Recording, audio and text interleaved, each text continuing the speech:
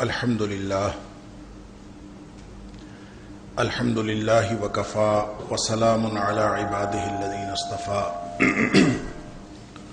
أشهد أن لا إله إلا الله وحده لا شريك له وأشهد أن محمدا عبده ورسوله صلى الله عليه وآله وسلم اللهم صل على محمد وعلى آل محمد كما صليت على إبراهيم وعلى آل إبراهيم إنك حميد مجيد اللهم بارك على محمد وعلى آل محمد كما باركت على إبراهيم وعلى آل إبراهيم إنك حميد مجيد أما بعد فأعوذ بالله السميع العليم من الشيطان الرجيم من همزه ونفخه ونفثه بسم الله الرحمن الرحيم اللہ نزل احسن الحدیث کتابا متشابہا مثانی تقشعر منہ جلود الذین یخشون ربهم ثم تلین جلودهم وقلوبهم الى ذکر اللہ ذلک ھدی اللہ یہدی بہ من یشاء ومن یضلل اللہ فما لہ من ہاد۔ اللہ تعالی نے کائنات کا بہترین کلام نازل فرمایا ہے۔ کتابا متشابہا مثانی، یہ ایک ایسی کتاب ہے جس کی آیات باہم ملتی جلتی ہیں۔ مثانی، اور وہی آیات، اسی طرح کی آیات بار بار دہرائی جاتی ہیں۔ تقشعر منہ جلود الذین یخشون ربہم، جن کے دل میں اللہ کا خوف ہوتا ہے، اللہ کی خشیت ہوتی ہے، انہی آیات سے ان کے دل لرز جاتے ہیں اور ان کی جسم کانپ جاتے ہیں۔ ثم تلین جلودہم وقلوبہم الی ذکر اللہ، پھر ان کے دل بھی اور ان کے جسم بھی اللہ کی یاد کی طرف، اللہ کے ذکر کی طرف جھک پڑتے ہیں۔ ذالک ھدی اللہ یہدی بہ من یشاء، یہ ہے وہ ہدایت اللہ کی جس کے ذریعے وہ اپنے بندوں کو، جس کو چاہتا ہے، ہدایت نصیب فرماتا ہے، اور جس کو اللہ گمراہ کر دے اس کو پھر دنیا کائنات میں کوئی ہدایت دینے والا نہیں۔ اللہ کا کلام قرآن مجید، اس پر گفتگو کرنے سے پہلے اور اس کا درس دینے اور سننے سے پہلے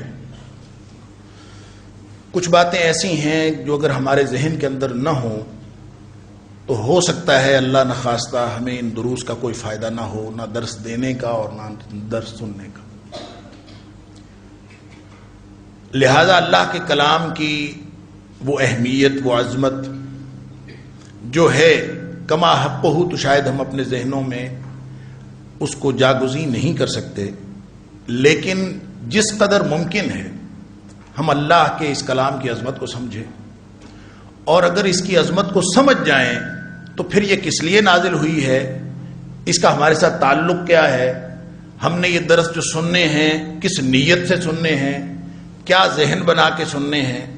ہم میں سے کچھ لوگ تو ثواب کے لیے آئے ہوں گے، کچھ برکت کے لیے آئے ہوں گے کہ قرآن سے برکت ہوتی ہے، کچھ لوگ اس لیے آئے ہوں گے کہ قرآن کا فہم حاصل کرنا چاہیے۔ علی ھذا القیاس مختلف ہماری نیتیں ہیں، مختلف قسم کے ہمارے ارادے، مختلف قسم کی پلاننگز۔ تو کیا اللہ کے کلام کے لیے یہ سارے ارادے، یہ ساری نیتیں درست ہیں؟ اگر یہ درست ہیں تو بھی اللہ کے قرآن سے رہنمائی حاصل کر لی جائے، اور اگر یہ درست نہیں ہیں تو کیا درست ہے؟ ہم اپنی نیتوں کو ری ٹیون کر لیں، پھر سے سوچ لیں کہ ہم کس لیے بیٹھے ہیں، تاکہ اللہ تعالی ہمیں ان لوگوں میں سے بنا دے جن کو اللہ کے رسول صلی اللہ علیہ وآلہ وسلم نے صاحب القرآن فرمایا، کہ یقال لصاحب القرآن، کہ قیامت کے دن صاحب قرآن کو کہا جائے گا۔ اور صاحب کا معنی ہم عام طور پہ اس کا ترجمہ یہ کرتے ہیں کہ قیامت کے دن حافظ قرآن کو کہا جائے گا، اقرا ورتقی، پڑھتا جا اور چڑھتا جا، ورتل کما کنت ترتل فی الدنیا، اور اسی طرح ٹھہر ٹھہر کے پڑھنا جس طرح تم دنیا میں ٹھہر ٹھہر کے پڑھتے تھے، تو جہاں آخری آیت مکمل ہوگی وہیں تمہارا مقام ہوگا۔ گویا یہ صاحب قرآن کو جنت میں لے جائے گا. اگر ہم اس کا ترجمہ حافظ قرآن کرتے ہیں تو اس میں سے ایک بڑا طبقہ جو قرآن کا حافظ نہیں ہے وہ تو ویسے ہی مائنس ہو جاتا ہے. اس کا مطلب ہے صرف حفاظ کے لیے ہے. یہ ایسی بات ہرگز نہیں ہے. نبی پاک صلی اللہ علیہ وسلم کی بشارت یہ ہر اس شخص کے لیے ہے جو صاحب قرآن. اور قرآن کا صاحب کون ہے؟ قرآن کا صاحب وہ ہے جو اس کو اس نیت سے پڑھتا ہے جس کے لیے اللہ نے اس کو نازل فرمایا. ایک حدیث میں آتا ہے اقرأوا القرآن، نبی پاک صلی اللہ علیہ وسلم قرآن پڑھا کرو اس لیے کہ انہ شفیع لصاحبہ یوم القیامہ، یہ اپنے ساتھیوں کے لیے قیامت کے دن یہ سفارشی بن جائے گا. یہ سفارش ہے. تو ساتھی کون ہوتا ہے؟ صاحب قرآن کون ہوتا ہے؟ صاحب قرآن وہ ہوتا ہے جو قرآن کے ساتھ مصاحبت اختیار کرتا ہے، قرآن کے ساتھ اپنا ساتھ بنا لیتا ہے دنیا میں، گویا اس کو اپنی زندگی میں داخل کر لیتا ہے. اور جو اس کو اپنی زندگی میں داخل کر لیتا ہے، اپنا شب و روز کا ساتھی بنا لیتا ہے، تو بس یہ فرق ہے کہ دارالامتحان میں ہم نے قرآن کو ساتھی بنانا ہے، تو جو ہی دارالجزا شروع ہوگی تو قرآن نے ہمیں ساتھی بنا لینا ہے. اگر ہمارا تعلق قرآن پاک کے ساتھ اس طرح کا بن جائے تو یہ اصل مقصد ہے کہ ہم صاحب قرآن بن جائیں. اس سے مراد حافظ نہیں ہے. حافظ بھی ہو سکتا ہے جس کی زندگی میں قرآن شامل ہو، اور غیر حافظ بھی ہو سکتا ہے جس کی زندگی میں قرآن شامل ہو. تو اللہ تعالیٰ نے فرمایا سورہ زمر کی اس آیت کے اندر، آیت نمبر 24 ہے غالباً، کہ اللہ تعالیٰ نے فرمایا کہ یہ بہترین کلام ہے اور نازل کیا ہے اللہ نے. لہذا کلام اللہ یہ کتاب اللہ نہیں ہے، یہ اللہ کا کلام ہے. اور یہ ذہن میں رکھنا چاہیے کہ جو کلام ہوتا ہے وہ تحریر سے بہت مختلف ہوتا ہے. یہ اللہ کا کلام ہے. اللہ تعالیٰ نے 3 جگہ پہ قرآن پاک کے اندر یہ فرمایا ہے، سورہ بقرہ کے اندر بھی، سورہ فتح کے اندر بھی، سورہ توبہ کے اندر بھی، کہ یہ کلام اللہ ہے. اور قرآن پاک کا نام کلام اللہ بتایا ہے. تو اللہ کا کلام ہے تو اس کا مطلب یہ ہے کہ اللہ تعالیٰ نے باتیں کی ہیں، اللہ تعالیٰ نے گفتگو فرمائی ہے. اور جو اللہ کی گفتگو ہے، اسی لیے آپ دیکھتے ہیں کہ تاریخ کے اندر یہ مسئلہ بہت زیر بحث رہا کہ قرآن مخلوق ہے کہ قرآن غیر مخلوق ہے. اس لیے کہ قرآن تو صفت کلام ہے اللہ کا، اور جب صفت کلام ہے تو نہ اس کو مخلوق کہا جا سکتا ہے نہ اس کو غیر مخلوق کہا جا سکتا. یہ اللہ کا کلام ہے اور یہ اپنی نوعیت کی واحد کتاب ہے اور واحد کلام ہے. لہٰذا یہاں جب تحریری صورت میں یہ ہمارے پاس آتا ہے، اور تحریری صورت میں آپ سب جانتے ہیں کہ یہ نبی کریم صلی اللہ علیہ وسلم کے دور میں اگر تحریری صورت میں تھا بھی تو یہ یوں 2 گتوں کے درمیان ایک کتابی شکل میں نہیں تھا، کچھ تختیوں پہ لکھا ہوا تھا. لیکن یہ نازل بھی لکھا ہوا نہیں ہوا، جبکہ تورات نازل ہوئی تھی تو لکھی ہوئی نازل ہوئی تھی. یہ تحریر نہیں، نازل ہوا ہے نبی کریم صلی اللہ علیہ وسلم کے قلب اطہر پر. کلام اللہ کا ہے. اور اللہ تعالیٰ نے قرآن میں فرمایا ہے کہ انہ لتنزیل من رب العالمین نزل بہ الروح الامین، لے کے آئے جبریل امین اللہ کی طرف سے اور نازل کیا علی قلبک، اے حبیب صلی اللہ علیہ وسلم آپ کے قلب اطہر پر اس کو نازل فرمایا. اب کلام ہی تھا، کلام ہی جبریل علیہ السلام کو ملا، کلام ہی نبی کریم صلی اللہ علیہ وسلم کے قلب اطہر پر نازل ہوا. اور نبی کریم صلی اللہ علیہ وسلم کو پریشانی بھی اسی لیے تھی کہ کلام ہے، نازل ہوا ہے، لہٰذا اس کو جلدی جلدی یاد کر لوں. تو فرمایا لا تحرک بہ لسانک لتعجل بہ، جلدی کرنے کی کوئی ضرورت نہیں. کیوں؟ ان علینا جمعہ وقرآنہ، اس کو یاد رکھنا، رکھوانا اور اس کو ترتیب کے ساتھ، ترتیل کے ساتھ اور اس کیفیت کے ساتھ جس کیفیت میں یہ نازل ہوا ہے اس کو تمہارے قلب اطہر پر قائم رکھنا یہ ہماری ذمہ داری ہے. اللہ نے یہ ذمہ داری لے لی. نبی کریم صلی اللہ علیہ وسلم کے بعد سارے صحابہ کرام جو ہے وہ اس کو یاد کرنے لگے اور لوگوں نے یاد کیا ہوا تھا. تو ابتدائی سب سے زیادہ جو قرآن پاک کو محفوظ کرنے کا طریقہ تھا وہ حفظ تھا، اور حفظ کے ذریعے سے ہی یہ چلتا رہا. البتہ کچھ لوگوں نے اپنے طور پر اپنے ذوق سے اس کو تحریر کر لیا ہوا تھا. کاتبین وہی بھی موجود تھے، وہ بھی لکھ لیتے تھے. قرآن لکھا ہوا موجود تھا مختلف حصوں میں، لیکن اس طرح سے کتابی شکل میں تو ابوبکر صدیق رضی اللہ تعالیٰ عنہ کے دور میں ہوا ہے. جب جنگ یمامہ کے اندر حفاظ شہید ہوئے تو لوگوں کو خیال ہوا کہ قرآن جو ہے لکھ لیا جائے تاکہ ایسا نہ ہو کہ حفاظ کے شہید ہونے سے قرآن پاک جو ہے وہ آہستہ آہستہ اس طرح سے معدوم ہو جائے. اس کی حفاظت کا ذمہ اللہ نے لیا تھا. پہلے ذریعہ حفظ تھا، بعد میں ذریعہ تحریر بن گیا. تحریر جب بنی ہے تو وہ التباس ہمارے ذہنوں میں بعض اوقات آتا ہے کہ اس کے اندر تحریر والی خوبیاں نہیں ہیں. بعض اوقات بات چلتے چلتے خطاب ہو رہا ہوتا ہے مسلمانوں کو ڈائریکٹ، اور ایک دم جو ہے وہ خطاب کی نوعیت بدل جاتی ہے، کیونکہ اسلوب خطابی، لہذا یہ ذہن میں یہ رکھنا ہے یہ اللہ کا کلام ہے۔ اور اللہ تعالیٰ نے بہت اہتمام کے ساتھ ایک بات بار بار دہرائی ہے قرآن پاک میں، اور اس کا بہت ہی یوں سمجھ لیجیے اہمیت ہے اس کی، کہ اللہ تعالیٰ فرماتے ہیں میں نے نازل کیا، انا انزلناہ فی لیلۃ القدر، یہاں فرمایا اللہ نزل احسن الحدیث، اللہ نے نازل فرمایا۔ بتانا یہ مقصود ہے کہ یہ تمہارے خالق کا نازل کردہ کلام ہے، اسی کا کلام ہے جو تمہارا خالق ہے۔ تو اس کا مطلب یہ ہوا کہ انسان کی سوچ اگر بہترین سے بہترین وہ ہواؤں میں اڑنے لگے اور شعور کی اعلیٰ ترین سطح کو پہنچ جائے تو بھی قرآن اس کے لیے رہنمائی کا سامان میسر کرتا ہے۔ اور اگر کوئی شخص بالکل اجڑ ہو اور اس کی شعور جو ہے وہ اس کی شعور کی سطح وہ ادنا ترین ہے تو بھی قرآن اس کے لیے رہنمائی کا سامان فراہم کرتا ہے، اس لیے کہ یہ جس خالق نے انسان کی مشینری پیدا کی ہے، اس کے دماغ کو بنایا ہے، اس کے دل کو بنایا ہے، اس کی کیفیات اور اس کی فطرت کو خالق سے زیادہ تو کوئی نہیں سمجھتا۔ لہٰذا یہ بات بار بار دہرانے کا ایک مقصد کہ انا انزلناہ فی لیلۃ القدر، وہاں بھی انزلنا کی بات آئی، بات علاوہ ازیں بھی بہت سارے مقامات پہ اللہ تعالیٰ نے یہاں بھی فرمایا اللہ نزل احسن الحدیث، میں نے نازل کیا ہے، اللہ نے نازل کیا ہے، تاکہ یہ بات کبھی ذہن سے محو نہیں ہونی چاہیے کہ یہ خالق کائنات کا کلام ہے، جو ساری کائنات، ہمارا بھی خالق وہ ہے جو اس نے، لہذا کبھی نکتہ آفرینیاں ہمارے ذہن میں آئیں قرآن پاک کے بارے میں، مختلف قسم کے نکات کہ یہ کیا ہے اور اس کا کیا مفہوم ہے، اور ایسی ایسی دور ازکار تعویلیں ہمارے ذہن میں آئیں، تو سمجھ میں بات یہ آ جانی چاہیے کہ یہ کلام میرے تمہارے یا مخلوق میں سے کسی کا نہیں ہے، یہ اللہ کا کلام ہے۔ اس نے جتنی ہدایت کا سامان دینا تھا اس کے لیے اللہ نے محکم آیات ڈائریکٹ سمجھ میں آ جانے والی، ہر ایک کی سمجھ میں آ جانے والی نازل فرمائی ہیں، اور رہ گئی وہ باتیں کہ جن کی سمجھ ہمیں نہیں آتی یا کم آتی ہے، اس کا ایک اور مقصد ہے، وہ نصیحت یا تذکیر یا ہدایت کے لیے اس کی ضرورت نہیں ہے، وہ قرآن پاک کے علوم حاصل کرنے کے لیے اور علوم کے اندر پوری گہرائی اور پوری یوں سمجھ لیجئے کہ اپنے آپ کو عبور حاصل کرنے کے لیے اور مزید علوم کی گہرائی میں جاننے کے لیے اس کی بھی ضرورت ہے، وہ ایک الگ سطح ہے جس کے لیے اللہ کریم نے وہ آیات نازل فرمائی۔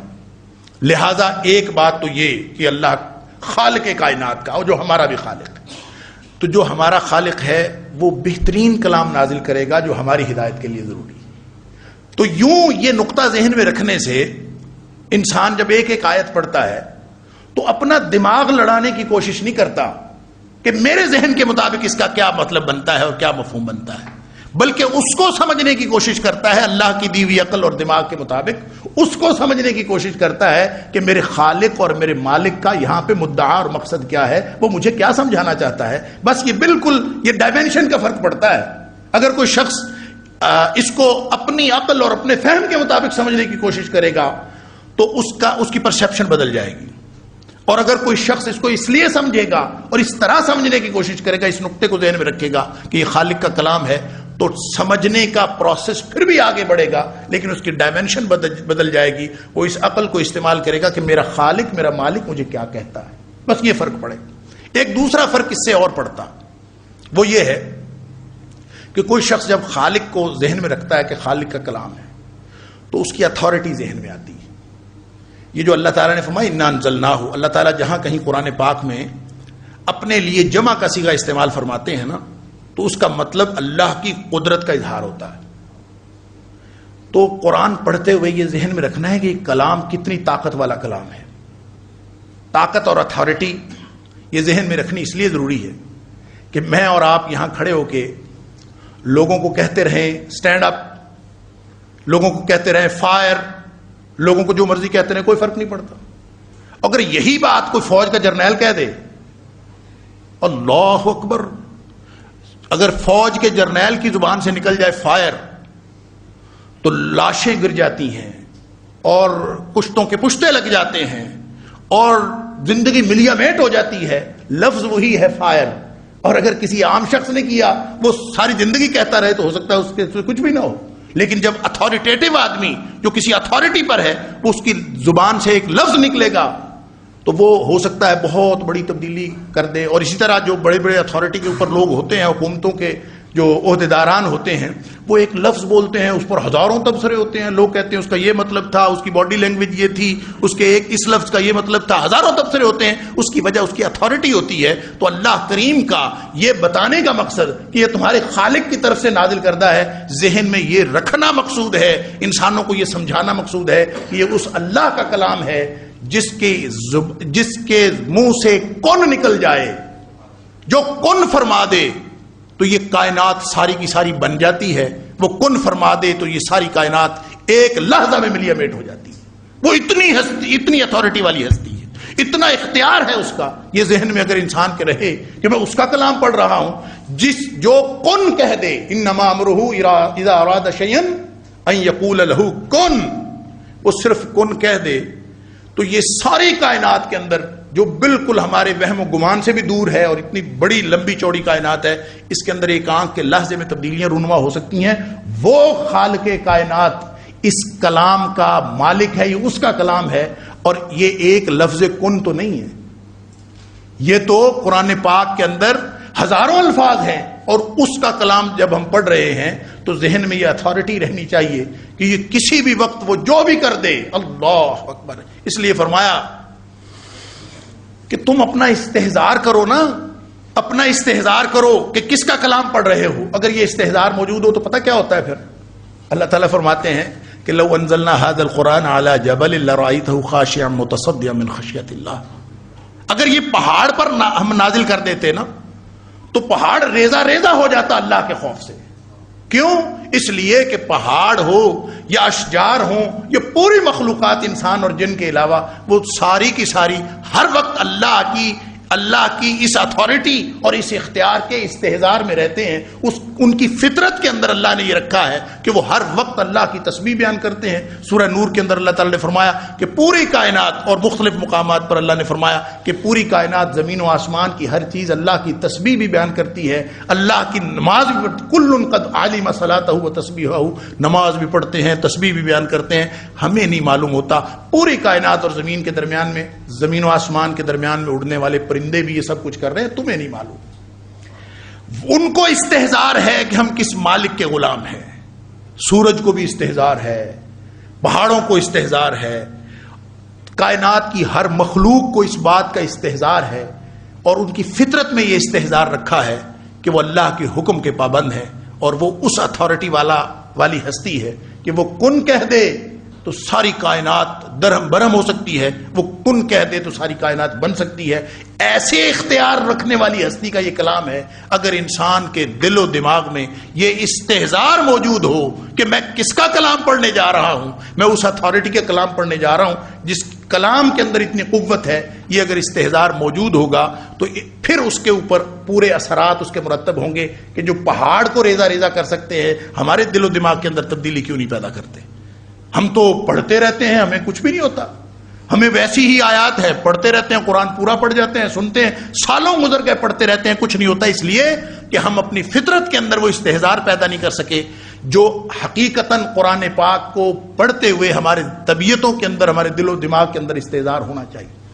اس کے علاوہ یہ بھی فرمایا کہ یہ قرآن جو ہے یہ ہدایت ہے, کتاب ہدایت, اس کا موضوع انسان ہے.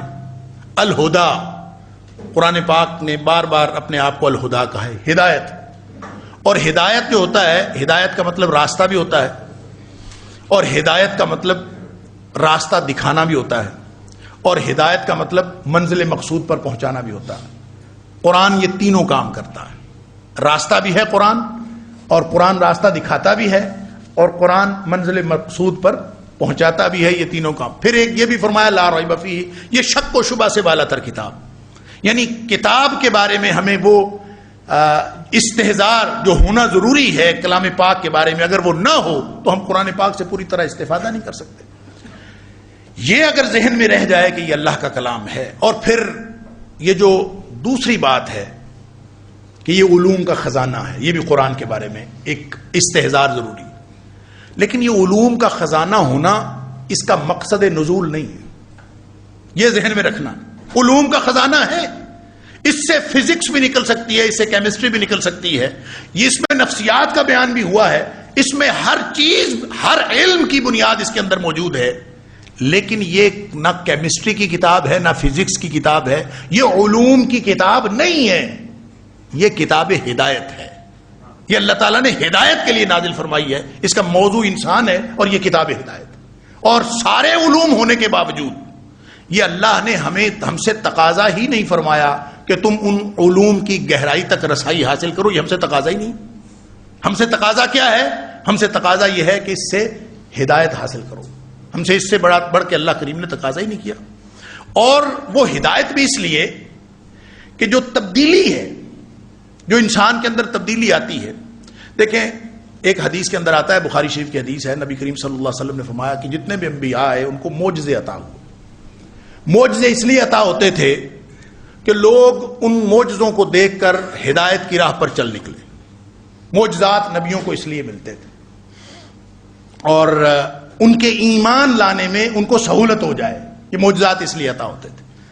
تو نبی کریم صلی اللہ علیہ وآلہ وسلم فرماتے ہیں ما من الانبیاء نبی، جتنے بھی نبی آئے ہیں الا اعطی ما مثلہ آمن علیہ البشر، جتنے بھی نبی آئے ہیں ان کو کوئی نہ کوئی معجزہ ایسا عطا ہوا ہے کہ اس کی وجہ سے انسانوں کو ایمان لانے میں سہولت ہوتی تھی.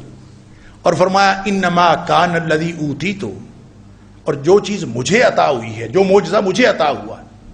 لوگ کہتے ہیں نبی کریم صلی اللہ علیہ وسلم کا یہ معجزہ کہ آپ نے انگلی کے اشارے سے چاند کو دو ٹکڑے فرما دیا.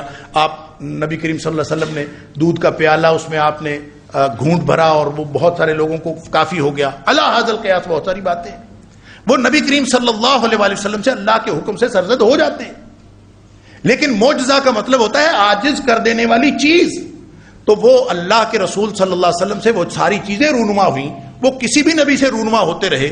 لیکن اصل چیز جو لوگوں کو ہرا دینے والی ہو، وہ چیلنجنگ قسم کی چیز ہو اور تحدی کی حیثیت رکھتی ہو، بالکل ایک چیلنج کی حیثیت رکھتی ہو، اس کو معجزہ کہتے ہیں. اور یا تو اس کا مطالبہ کیا جا رہا ہو، لوگوں نے کہا کہ صفا کی پہاڑی سونے کی بنا دے، لوگوں نے کہا کہ یہ وادی سونے کی بن جائے. نبی کریم صلی اللہ علیہ وسلم نے بعض اوقات اللہ تعالیٰ سے دعا بھی فرما دی کہ یا اللہ یہ کہتے ہیں تو بن جائے.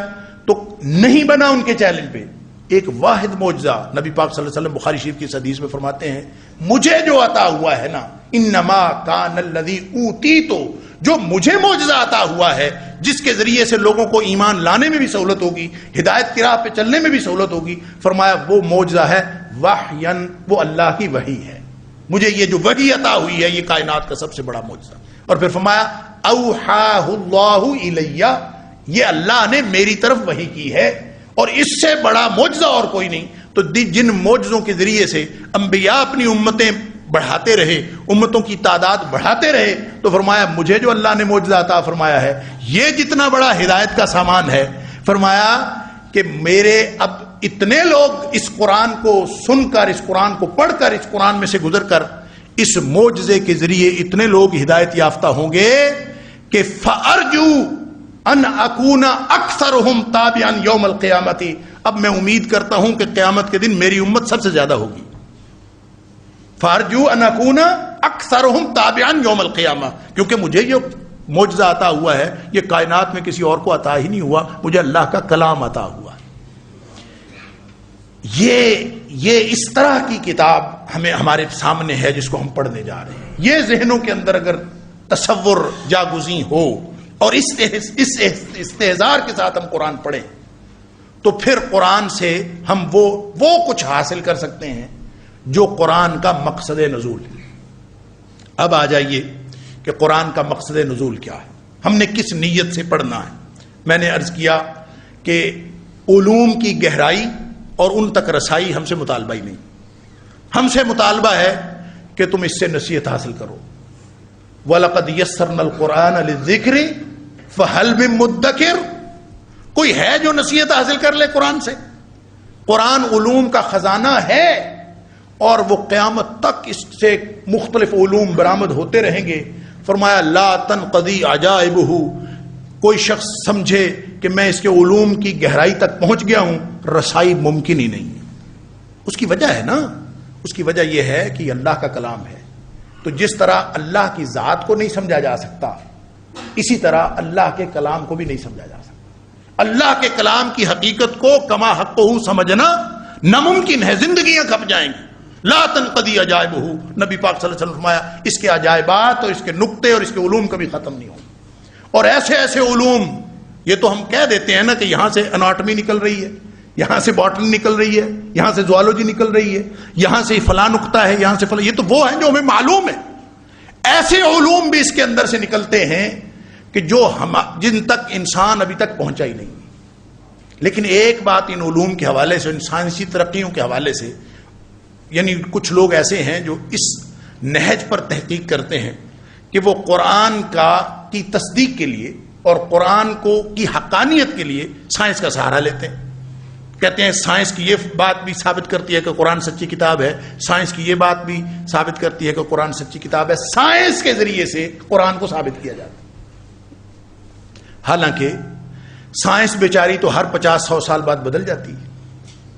قرآن ایک ایسی واحد کتاب ہے دنیا میں کہ 1500 سال میں اس کے ایک لفظ اور ایک حرف کا فرق نہیں بنا۔ جو قرآن 1500 سال سے جیسے نازل ہوا ویسے نبی کریم صلی اللہ علیہ وسلم نے آگے پہنچایا اور آج تک موجود ہے، اس کی حقانیت کے لیے وہ علم جو ہر 50-100 سال بعد بدل جاتا ہے، اس کی کیا حیثیت ہے قرآن کے مقابلے؟ البتہ ایک بات ہے ان سارے علوم کے حوالے سے جو ذہن میں رکھنی چاہیے کہ قرآن کے اندر، قرآن کو جب ہم غور و فکر کرتے ہیں تو ہمیں نقطے ملتے ہیں۔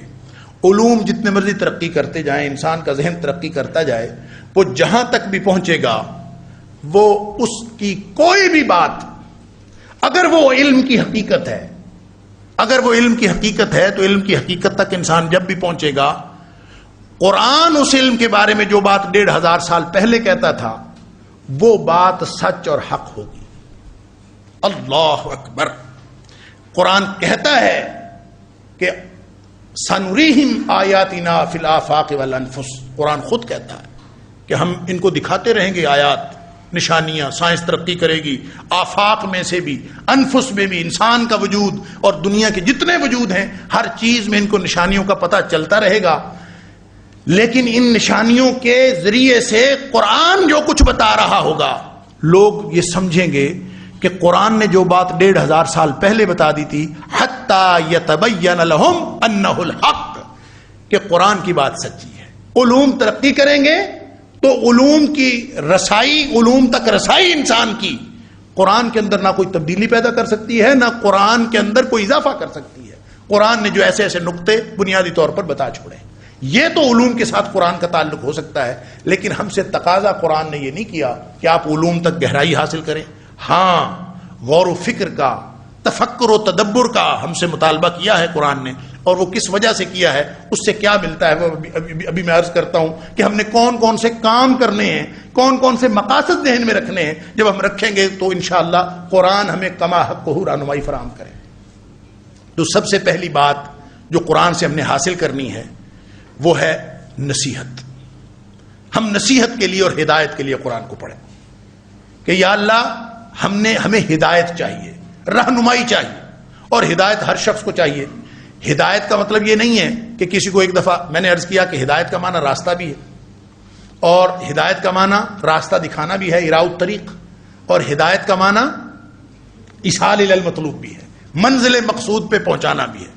انسان کو تینوں چیزوں کی ضرورت ہے کہ قرآن راستہ بن جائے، راستہ نظر نہیں آتا، راستہ گم ہو گیا۔ بہت سارے معاملات ایسے ہوتے ہیں کہ ہم سمجھتے ہیں بند گلی میں آ گئے، اس کے ہمارے اپنے مسائل، انفرادی مسائل، اجتماعی مسائل، جہاں انسان یہ سمجھتا ہے کہ میرے پاس راستہ ختم ہو گیا، میرا راستہ بند ہو گیا، قرآن کا راستہ وہاں سے کھلتا ہے۔ اللہ ولی الذین آمنوا یخرجہم من الظلمات الی النور، اللہ بند گلیوں کو کھولتا ہے، اندھیروں سے اجالوں کی طرف لے کے جاتا ہے، اور ان اندھیروں سے اجالوں کی طرف انسان جب جائے گا تو اس کے ذریعے اس کا راستہ صرف قرآن بنے گا۔ یہ اندھیرے چھٹتے ہیں تو صرف قرآن کی وجہ سے چھٹتے ہیں، نیت یہ ہو کہ میں نے قرآن سے ہدایت لینی ہے۔ لیکن وہ کیسی نیت؟ قرآن تو ہدایت ہے۔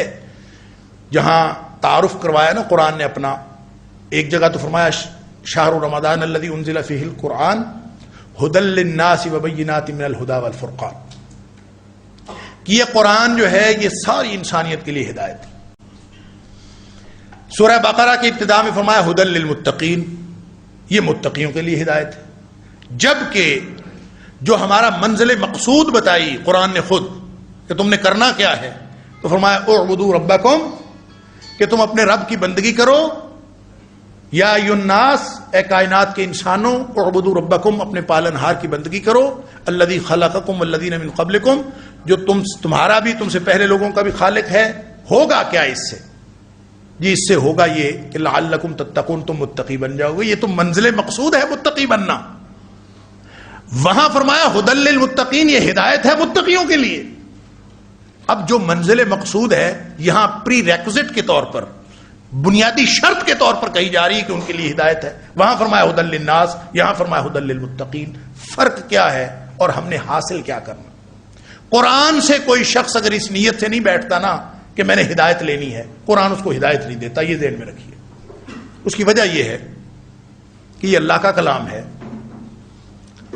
اور اللہ تعالیٰ نے اپنے بارے میں ارشاد فرمایا ہے کہ انا عند ظن عبدی بی، کہ حدیث قدسی ہے کہ میں اپنے بندے کے گمان کے مطابق اس کے ساتھ معاملہ کرتا ہوں، کہ جیسا گمان میرا بندہ میرے بارے میں رکھتا ہے میں ویسا ہی معاملہ کرتا ہوں۔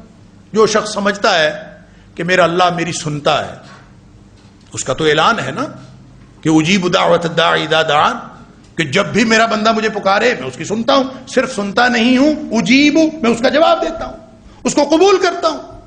لیکن کوئی شخص اگر یہ گمان رکھے کہ پتہ نہیں میں کہاں، میرا اللہ کہاں، پتہ نہیں مجھے دیکھتا ہے کہ نہیں دیکھتا، پتہ نہیں مجھے سنتا ہے کہ نہیں سنتا، جو ایسا ناقدرہ اللہ کے بارے میں ایسا گمان رکھے، اللہ اس کی واقعتاً نہیں سنتا۔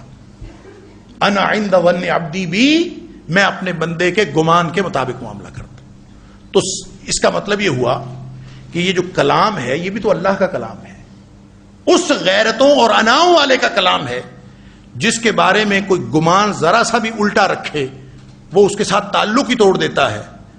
تو یہی کام اللہ کا کلام کرتا ہے۔ عربی میں کہتے ہیں کہ کلام الملوک ملوک الکلام، جو بادشاہوں کی بات ہوتی ہے نا وہ باتوں کی بادشاہ ہوتی ہے۔ تو یہ کائنات کے سب سے بڑے بادشاہ کا کلام ہے۔ جو غیرت اور انا اللہ کی ذات میں ہے وہی غیرت اور انا اللہ کے کلام میں ہے۔ نبی پاک صلی اللہ علیہ وسلم نے فرمایا، غالباً ترمذی شریف کی حدیث ہے، فرمایا فضل کلام اللہ علی سائر الکلام، اللہ کے کلام کی فضیلت دنیا کائنات کی باتوں پر، دنیا کائنات کے کلام پر وہی ہے کفضل اللہ علی خلقہ، جیسے اللہ کی فضیلت اللہ کی مخلوق پر ہے۔ کوئی ہے جوڑ؟ مخلوق کا اور خالق کا کیا جوڑ ہے؟ افمن یخلق کمن لا یخلق، برابر ہو کیسے سکتے ہیں؟ مخلوق میں سے کسی کو کسی ایسے وصف کا، کسی ایسی صفت کا حقدار سمجھا کیسے جا سکتا ہے؟ جو اللہ کی صفت ہے اسی کی لائق شان ہے، اس کو سمجھا کیسے جا سکتا ہے؟ اس لیے کہ مخلوق اور خالق میں تو فرق ہی بہت زمین آسمان کا فرق ہے۔ لہذا جو فضیلت اللہ کو اللہ کی مخلوق پر ہے وہی فضیلت اللہ کے کلام کو ساری دنیا کے کلام پر ہے۔ اب اللہ تو نہیں سنتا اس کی جو یہ سمجھتا ہے کہ اللہ میری نہیں سنتا، تو یہی معاملہ قرآن کرتا ہے۔ جو قرآن پڑھتا ہے، اگر ہم یہاں بیٹھے ہیں قرآن سے ثواب حاصل کرنے کے لیے، میں نے شروع میں عرض کیا، اگر ہماری نیت یہ ہے کہ قرآن ہم سنیں گے، بڑا ثواب کا کام ہے، تو ایک حرف پڑھنے سے 10 نیکیاں ملتی ہیں۔ نبی پاک صلی اللہ علیہ وسلم نے فرمایا، صحیح حدیث ہے، آپ نے فرمایا من قرأ حرفا من الکتاب فلہ بہ حسنہ والحسنۃ بعشر امثالھا، جو شخص ایک حرف پڑھتا ہے اس کو 10 نیکیاں ملتی ہیں، اور ایک نیکی جو ہے اس کو ایک نیکی ملتی ہے، اور ایک نیکی 10 کے برابر ہے، تو گویا ایک حرف سے 10 نیکیاں ملتی ہیں۔ یہ تو نبی پاک صلی اللہ علیہ وسلم فرمان۔ اور پھر آپ نے وضاحت فرمائی کہ میں یہ نہیں کہتا کہ الف لام میم ایک حرف ہے، بلکہ فرمایا الف ایک حرف ہے، لام ایک حرف ہے، میم ایک حرف ہے۔ گویا الف لام میم کہا تو 10 نیکیاں نہیں ملی، 30 نیکیاں ملی۔ لیکن یہ مقصد اگر ہمارے ذہنوں میں ہے نا کہ ہم نے قرآن سے ثواب لینا ہے، نیکیاں لینی ہیں، تو ثواب تو مل جائے گا، ہدایت نہیں ملے گی۔ ثواب ملے گا قرآن سے، انا عند ظن عبدی بی، یہ مالک کا کلام ہے، خالق کا کلام ہے، جو اس سے جو چاہتا ہے، جو جیسا گمان رکھتا ہے، جو اس کو برکت کے لیے پڑھتا ہے اس کو برکت مل جائے گی، ہدایت نہیں ملے گی۔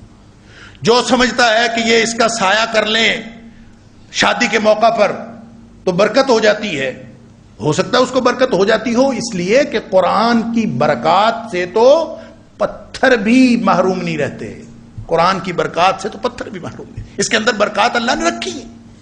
اور قرآن پڑھا جا رہا ہو، شجر و حجر وجد میں آتے ہیں، پرندے بھی وجد میں آتے ہیں، حیوانات بھی سنتے ہیں، اللہ اکبر۔ وہ حدیث آپ کے ذہن میں ہوگی حضرت اسید بن حضیر رضی اللہ تعالیٰ عنہ کہ جب وہ قرآن تلاوت فرما رہے تھے، غالباً سورہ بقرہ ہی پڑھ رہے تھے، اور جب تلاوت فرما رہے تھے تو گھوڑا بدکنے لگا، تو پریشان ہوئے کہ گھوڑا کیوں بدک رہا ہے، اس لیے کہ چھوٹا بچہ سویا ہوا تھا پاس، تو تلاوت بند کر دی، نماز میں پڑھ رہے تھے، تلاوت بند کر دی، گھوڑے نے بدکنا بھی بند کر دیا، پھر پڑھا تو پھر گھوڑے نے بدکنا شروع کر دیا، پھر انہوں نے اندازہ کر لیا کہ جب میں پڑھتا ہوں تو گھوڑا بدکتا ہے، جب میں تلاوت بند کر دیتا ہوں وہ آرام سے کھڑا ہو جاتا ہے۔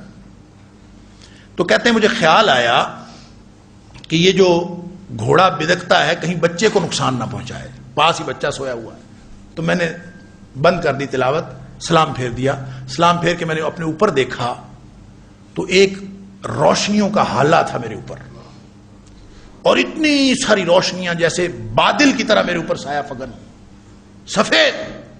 کہتے میں حیران ہو گیا، میں نے اس کی طرف دیکھا کہ یہ کیا ہے، تو آہستہ آہستہ وہ میرے سے دور ہوتا گیا اور وہ ختم ہو گیا۔ کہتے ہیں میں نے صبح جا کے نبی کریم صلی اللہ علیہ وآلہ وسلم سے ذکر کیا، اللہ کے رسول صلی اللہ علیہ وسلم رات میں یہ ایک منظر عجیب دیکھا ہے، کیا ہوا؟ اللہ اکبر۔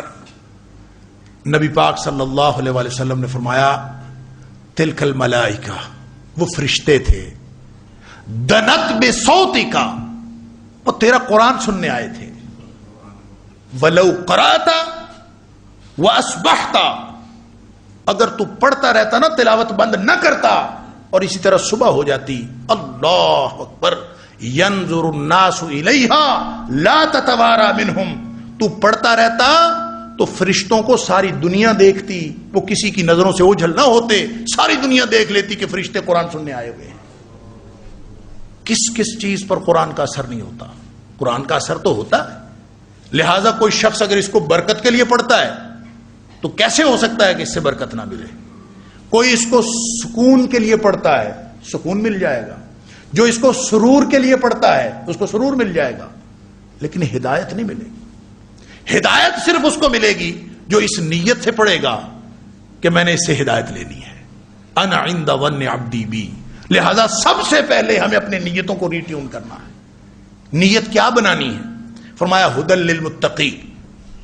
سمجھ لیجئے کہ ایک ہدایت تو وہ ہے راستہ دکھانے کی حد تک، قرآن پڑھیں، قرآن راستہ دکھاتا ہے، یہ ان کو بھی دکھاتا ہے جو اس کو مانتے ہیں، یہ ان کو بھی دکھاتا ہے جو اس کو نہیں مانتے، ہر ایک کو قرآن راستہ دکھاتا، لیکن منزل مقصود پہ ہر ایک کو نہیں پہنچاتا۔ منزل مقصود پہ صرف ان کو پہنچاتا ہے جو متقین ہوتے ہیں، اور متقی وہ ہوتا ہے، یہ ابتداءً بھی متقی ہوتا ہے اور انتہاءً بھی متقی ہوتا ہے۔ اصل میں وہ ایک تڑپ رکھنے والا انسان جس کے دل کے اندر دوہرا احساس ہو، وہ متقی ہوتا ہے۔ اور وہ احساس کیا ہے؟ وہ احساس یہ ہے کہ ہر وقت اللہ کی ناراضگی سے بچنے کا احساس اور ہر وقت اللہ کی رضامندی حاصل کر لینے کا احساس۔ جس دل میں، جس شخص کے دل میں یہ تڑپ موجود ہو وہ متقی ہے۔ وہ تقوی کے راستے پر کتنا چلا ہے، وہ کس قدر، کس سطح کا متقی ہے، اس سے غرض نہیں ہے، اس کے دل میں تڑپ موجود ہونی چاہیے کہ اللہ میں تیری ناراضگی سے بچ کر زندگی گزارنا چاہتا ہوں، اللہ میں تیری خوشنودی حاصل کرنے کے لیے زندگی گزارنا چاہتا ہوں۔ جو اس تڑپ سے قرآن پڑھتا ہے، فرمایا ھدی للمتقین، جو ایسی تڑپ رکھتا ہے، ایسی نیت رکھتا ہے اور اس تڑپ کے ساتھ قرآن پڑھتا ہے، ان کو یہ قرآن منزل مقصود پر پہنچاتا ہے۔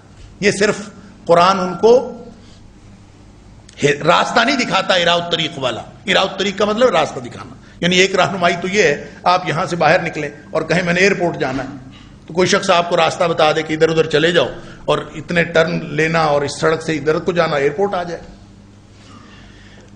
یہ بھی ایک رہنمائی ہے، یہ بھی اراء الطریق ہے۔ اور دوسرا کوئی شخص اس سے کوئی پوچھتا ہے کہ جناب میں نے ایئرپورٹ جانا ہے، وہ کہتا ہے میں گاڑی میں بیٹھو میں تمہیں ایئرپورٹ چھوڑ آتا ہوں، وہ جا کے ایئرپورٹ چھوڑ کے آ جاتا ہے، یہ بھی ہدایت ہے۔ لیکن یہ ایصال الی المطلوب ہے، منزل مقصود پر پہنچا دینا۔ اور وہ جو حدیث آپ نے سنی ہے ابھی کہ یقال لصاحب القرآن، قیامت کے دن صاحب قرآن کو کہا جائے گا کہ اقرا ورتقی، پڑھتا جا اور چڑھتا جا۔ تو وہ جو منزل مقصود ہے، وَإِنَّ مَنزِلَكَ عِنْدَ آخِرِ آیَةٍ تَقْرَؤُهَا، جو تو آخری آیت پڑھے گا نا وہاں جو محل ہوگا وہ تیرا محل ہے۔ تو منزل مقصود پر کون پہنچائے گا؟ قرآن پہنچائے گا، لیکن ان کو پہنچائے گا جو پڑھنے سے پہلے ہی یہ نیت کر لیتے ہیں کہ اللہ میں تیرا قرآن اس لیے پڑھ رہا ہوں کہ میں تیری ناراضگی سے بچ کر تیری رضامندی کی زندگی گزارنا چاہتا ہوں۔ مجھے پتہ ہی نہیں میں کیسے زندگی گزاروں، مولوی کچھ اور بتاتا ہے، حکمران کچھ اور بتاتا ہے، افسر کچھ اور بتاتا ہے، کسی ایک مولوی سے پوچھوں تو کچھ اور بتاتا ہے، دوسرے سے پوچھوں اس کی اپنی فقہ ہے، ہر ایک کے اپنے اپنے مسائل ہیں۔ اللہ میرا تو راستہ ہی گم ہو گیا ہے، میں وہ راستہ لینا چاہتا ہوں جو تیری ناراضگی سے بچنے کا راستہ ہے، جو تیری رضامندی حاصل کرنے کا راستہ ہے۔ اس تڑپ کے ساتھ جو قرآن کو پڑھتا ہے، قرآن اس کو منزل مقصود پر پہنچا دیتا، اور یہ اللہ کا وعدہ ہے، ان ھذا القرآن یہدی للتی ہی اقوم، یہ قرآن ہی لے کے جائے گا اس راستے پر۔ دنیاوی اعتبار سے بھی جتنی کامیابیاں ہیں وہ قرآن کے ساتھ منسلک ہیں۔ نبی کریم صلی اللہ علیہ وآلہ وسلم نے فرمایا، عمر فاروق رضی اللہ تعالیٰ عنہ راوی ہیں، نبی کریم صلی اللہ علیہ وسلم نے فرمایا ان اللہ تعالیٰ یرفع بہذا الکتاب اقواما، اللہ اسی کتاب کی وجہ سے بہت ساری قوموں کو عروج نصیب فرماتا ہے، وَيَضَعُ بِهِ آخَرِينَ، بہت ساری قومیں زوال کا شکار ہو جاتی ہیں۔ گویا قوموں کے عروج و زوال کے فیصلے قرآن کی وجہ سے ہوتے ہیں۔ قرآن میں وہ اصول موجود ہیں کہ جس سے عروج نصیب ہوتا ہے، جس سے زوال ہوتا ہے، وہ سارے اصول قرآن میں موجود ہیں۔ لیکن قرآن تاریخ کی کتاب نہیں ہے، یہاں عروج و زوال کی داستانیں بھی موجود ہیں، قومیں تباہ و برباد ہوئیں ان کی کہانیاں بھی موجود ہیں، اور قوموں کو عروج نصیب ہوا ان کی کہانیاں بھی موجود ہیں۔ لیکن یہ تاریخ کی کتاب نہیں ہے، یہ کتاب ہدایت ہے، اور جو آئی ہے انسانوں کی ہدایت کے لیے۔ لہذا جو شخص اس نیت سے پڑھے گا کہ میں نے اس قرآن کو سے ہدایت لینی ہے، قرآن صرف ہدایت نہیں دیتا، اس کو سیدھے رستے پر لے کے نہیں جاتا، قرآن اس کی بصیرت بھی چمکا دیتا ہے، اس کی بصارت و بصیرت کے اندر وہ تیزی پیدا کر دیتا ہے، کیونکہ یہ فرقان ہے نا، فرقان ہے۔ فرقان کا مطلب ہوتا ہے حق اور باطل کے درمیان جو کسوٹی ہوتی ہے، جو پیمانہ ہوتا ہے، جو معیار ہوتا ہے، قرآن خود بھی معیار ہے، اور جو اس کے ذریعے سے آگے بڑھتا ہے نا، اسی تڑپ کے ساتھ، یا ایھا الذین آمنوا ان تتقوا اللہ، اگر تمہاری تڑپ یہ ہوگی اے ایمان کا دعویٰ کرنے والوں، اگر تمہاری تڑپ یہ ہوگی نا کہ تم نے اللہ کی ناراضگی سے بچنا ہے، اللہ کی رضامندی حاصل کرنا ہے، ان تتقوا اللہ، اگر تم یہ تڑپ رکھ کے قرآن کے ساتھ منسلک ہو جاؤ گے تو فرمایا یجعل لکم فرقانا، اللہ تمہیں بھی وہ بصیرت عطا کر دے گا کہ تم حق اور باطل کا فیصلہ خود کر لیا کرو گے۔ پھر تمہیں اس بات پر پریشان ہونے کی ضرورت نہیں ہے کہ لوگوں نے اشتباہ پیدا کر رکھے ہیں، لوگوں نے شبہات پیدا کر رکھے ہیں، پھر اللہ تمہیں وہ کسوٹی اور معیار عطا فرما دے گا، یجعل لکم فرقانا ویکفر عنکم سیئاتکم، تمہاری گزشتہ زندگی کے گناہ بھی معاف کر دے گا، تم نے پہلے جو گناہ کیے ہیں، جو غلطیاں کی ہیں، وہ بھی معاف کر دے گا، اور آئندہ زندگی کے لیے وہ معیار اللہ تعالیٰ وہ بصیرت عطا کر دے۔ نبی کریم صلی اللہ علیہ وسلم ایک دعا فرمایا کرتے تھے تہجد میں، خاص طور پر دعائے استفتاح کے طور پر، اور نبی کریم صلی اللہ علیہ وسلم نے ہمیں سکھائی، تو وہ دعا کیا کرتے اللہم رب جبرائیل و میکائیل و اسرافیل فاطر السماوات والارض عالم الغیب والشہادۃ انت تحکم بین عبادک فیما کانوا فیہ یختلفون اہدنی لما اختلف فیہ من الحق باذنک، اللہ مجھے وہ راستہ بتا، اہدنی لما اختلف فیہ من الحق باذنک،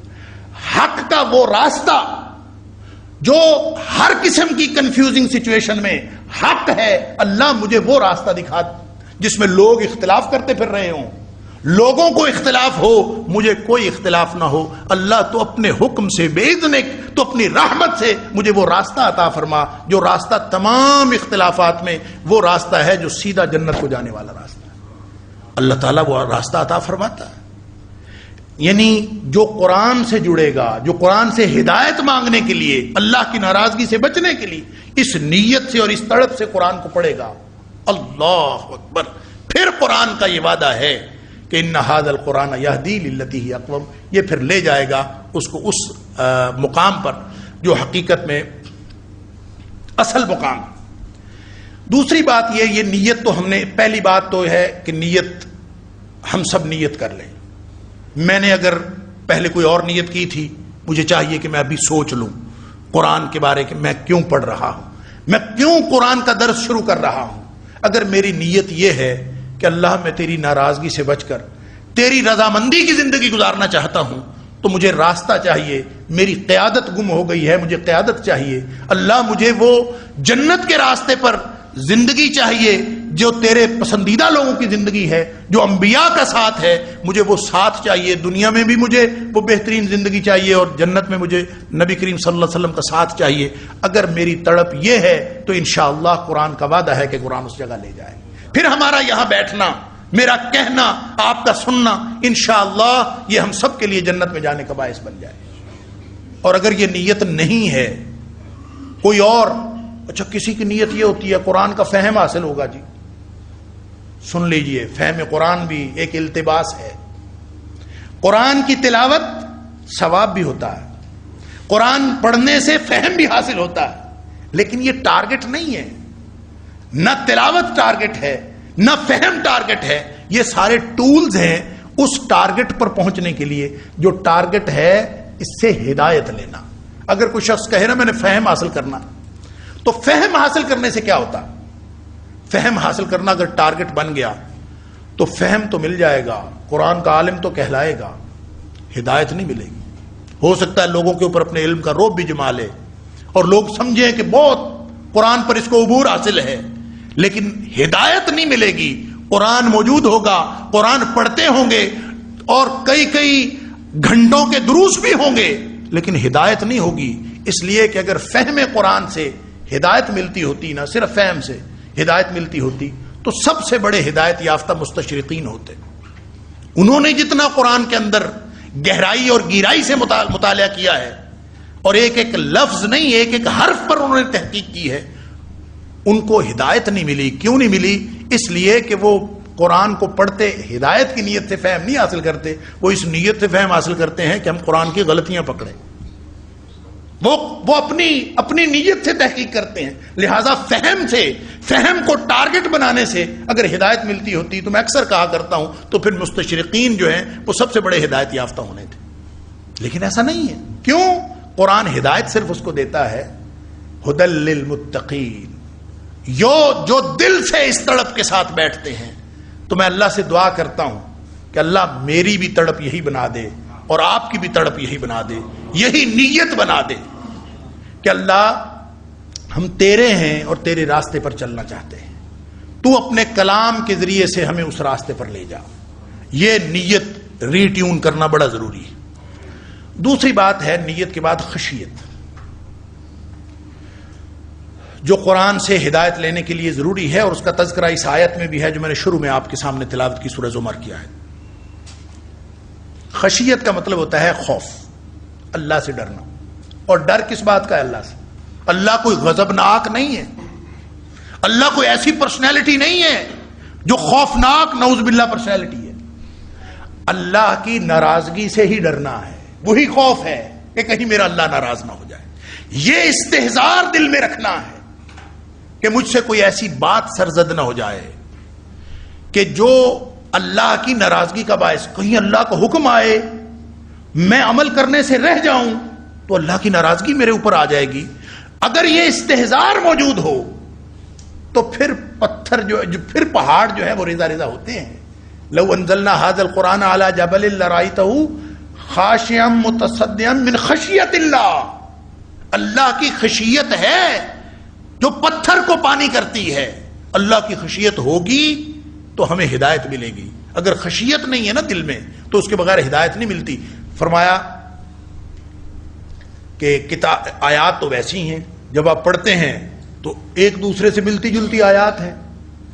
بعض اوقات تو لگتا ہے کہ وہی آیات بار بار قاری صاحب پڑھ رہے ہیں تعلمون، یعلمون، غفور الرحیم، علیم خبیر، مطلب بار بار وہی آتی ہیں. تو جو حافظ نہیں ہے نا اس کو تو سمجھ نہیں آتی کہ کہاں پہ کیا ہے اور کہاں پہ کیا نہیں ہے. لیکن اللہ اکبر، یہ اللہ کا کلام ہے، ہر حرف کی ایک حکمت ہے، ہر لفظ کی ایک حکمت ہے، اور وہ اللہ ہی جانتا ہے.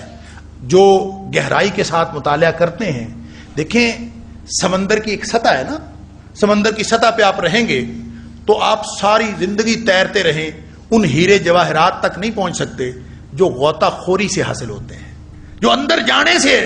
اور جو ڈوب کر قرآن پڑھے گا، قرآن میں ڈوبے گا تو اس کو ہیرے جواہرات ملتے رہیں گے. اور وہی وہ ہیرے جواہرات ہیں جن کے بارے میں قرآن نے کہا وہ اتنے ہیں، جن کے بارے میں نبی پاک صلی اللہ علیہ وسلم نے فرمایا وہ اتنے ہیں کہ قیامت تک ساری دنیا کے انسان اس میں ڈوب کر ہیرے جواہر نکالتے رہیں، وہ تو ختم نہیں ہو سکتے. لا تنقضی عجائبہ ولا یخلق عن کثرت الرد. اور یہ پڑھ پڑھ کے قرآن پرانا بھی نہیں ہوتا، آیتیں وہی ہیں. تو یہاں پہ ایک واقعہ مجھے یاد آیا، حضرت عمر بن عبدالعزیز رحمۃ اللہ علیہ، یہ ایک جیسی آیات سے. حضرت عمر بن عبدالعزیز رحمۃ اللہ علیہ وہ مناظرے کرواتے ہوتے تھے، نیک آدمی تھے. گورنر جب رہے حجاز کے اس وقت بھی، اور جب وہ خلیفہ بنے اس وقت بھی، وہ ہر سال مختلف مذاہب کے لوگوں کو بلا لیتے تھے اور ان کے علمی مناظرے کرواتے تھے. تو ایک سال کوئی شخص مناظرہ کرنے آیا جو پچھلے سال یہودیوں کی طرف سے مناظرہ کرنے آیا تھا، لیکن اس دفعہ جب وہ مناظرہ کرنے آیا تو وہ مسلمانوں کی طرف سے آیا. تو حضرت عمر بن عبدالعزیز رحمۃ اللہ علیہ نے اس سے پوچھا کہ بھئی کیا ہوا، تم تو پچھلی دفعہ یہودیوں کی طرف سے آئے تھے مناظرہ کرنے اور اس دفعہ تم مسلمانوں کی طرف سے آئے ہو، کہ تمہارے اندر یہ تبدیلی کیوں آئی؟ تو اس نے یہ کہا کہ میں اصل میں ہر وقت اس تلاش میں رہتا تھا کہ قرآن کی کوئی غلطی پکڑوں، اور قرآن کی غلطی پکڑنے کے لیے میں منصوبے بناتا رہتا تھا، سوچتا رہتا تھا کہ کس طرح سے مسلمانوں کو اس کلام کے بارے میں، اس کتاب کے بارے میں مشکوک کیا جا سکے. یہ جو تم کہتے ہو کہ وہی کلام ہے جو نبی پاک صلی اللہ علیہ وسلم پر نازل ہوا اور آج تک منعن ہم تمہارے تک پہنچا ہے اور اس کے اندر کوئی تبدیلی نہیں ہوئی. وہ کہتا ہے میں اس فکر میں رہتا تھا کہ اس کا کوئی توڑ کیا جا سکے. لہذا وہ کہتا ہے میرے ذہن میں ایک سکیم آئی. سکیم یہ آئی کہ قرآن پاک کی آیات کے ساتھ ہی جو اللہ کی صفات بیان ہوئی ہیں نا، یہ ایک جیسی صفات ہیں، بار بار آ جاتی ہیں. کہیں غفور الرحیم ہے، کہیں علیم خبیر ہے، کبھی عزیز الحکیم ہے. وہی آیات ہیں، وہی صفات ہیں، بار بار ریپیٹ ہوتی رہتی ہیں. اور اس میں حفاظ بھی بعض اوقات بھول جاتے ہیں کہ کون سی صفت کہاں پہ اللہ تعالیٰ کی بیان ہونی. تو کہتے ہیں میں نے یہ سوچا کہ یوں کرتا ہوں کہ قرآن میں ایک جگہ سے صفات اللہ کی اٹھاتا ہوں اور دوسری آیت کے ساتھ ملا دیتا ہوں. اس آیت کی اٹھاتا ہوں تو کسی پہلی آیت کے ساتھ ملا دیتا ہوں. صفات کو آیات کے ساتھ بدل دیا جائے تو اس سے کسی کو پتہ بھی نہیں چلے گا.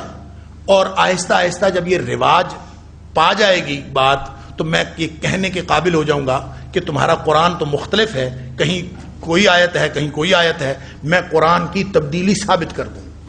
کہتا ہے یہ منصوبہ آیا تو میں نے سب سے پہلی آیت میں جس میں تبدیلی پیدا کی اور پیدا کر کے سب سے پہلی بات جس سے کی، وہ کہتا ہے وہ آیت تھی سورۃ المائدہ کی، والسارق والسارقۃ فاقطعوا ایدیہما جزاء بما کسبا نکالا من اللہ واللہ عزیز الحکیم.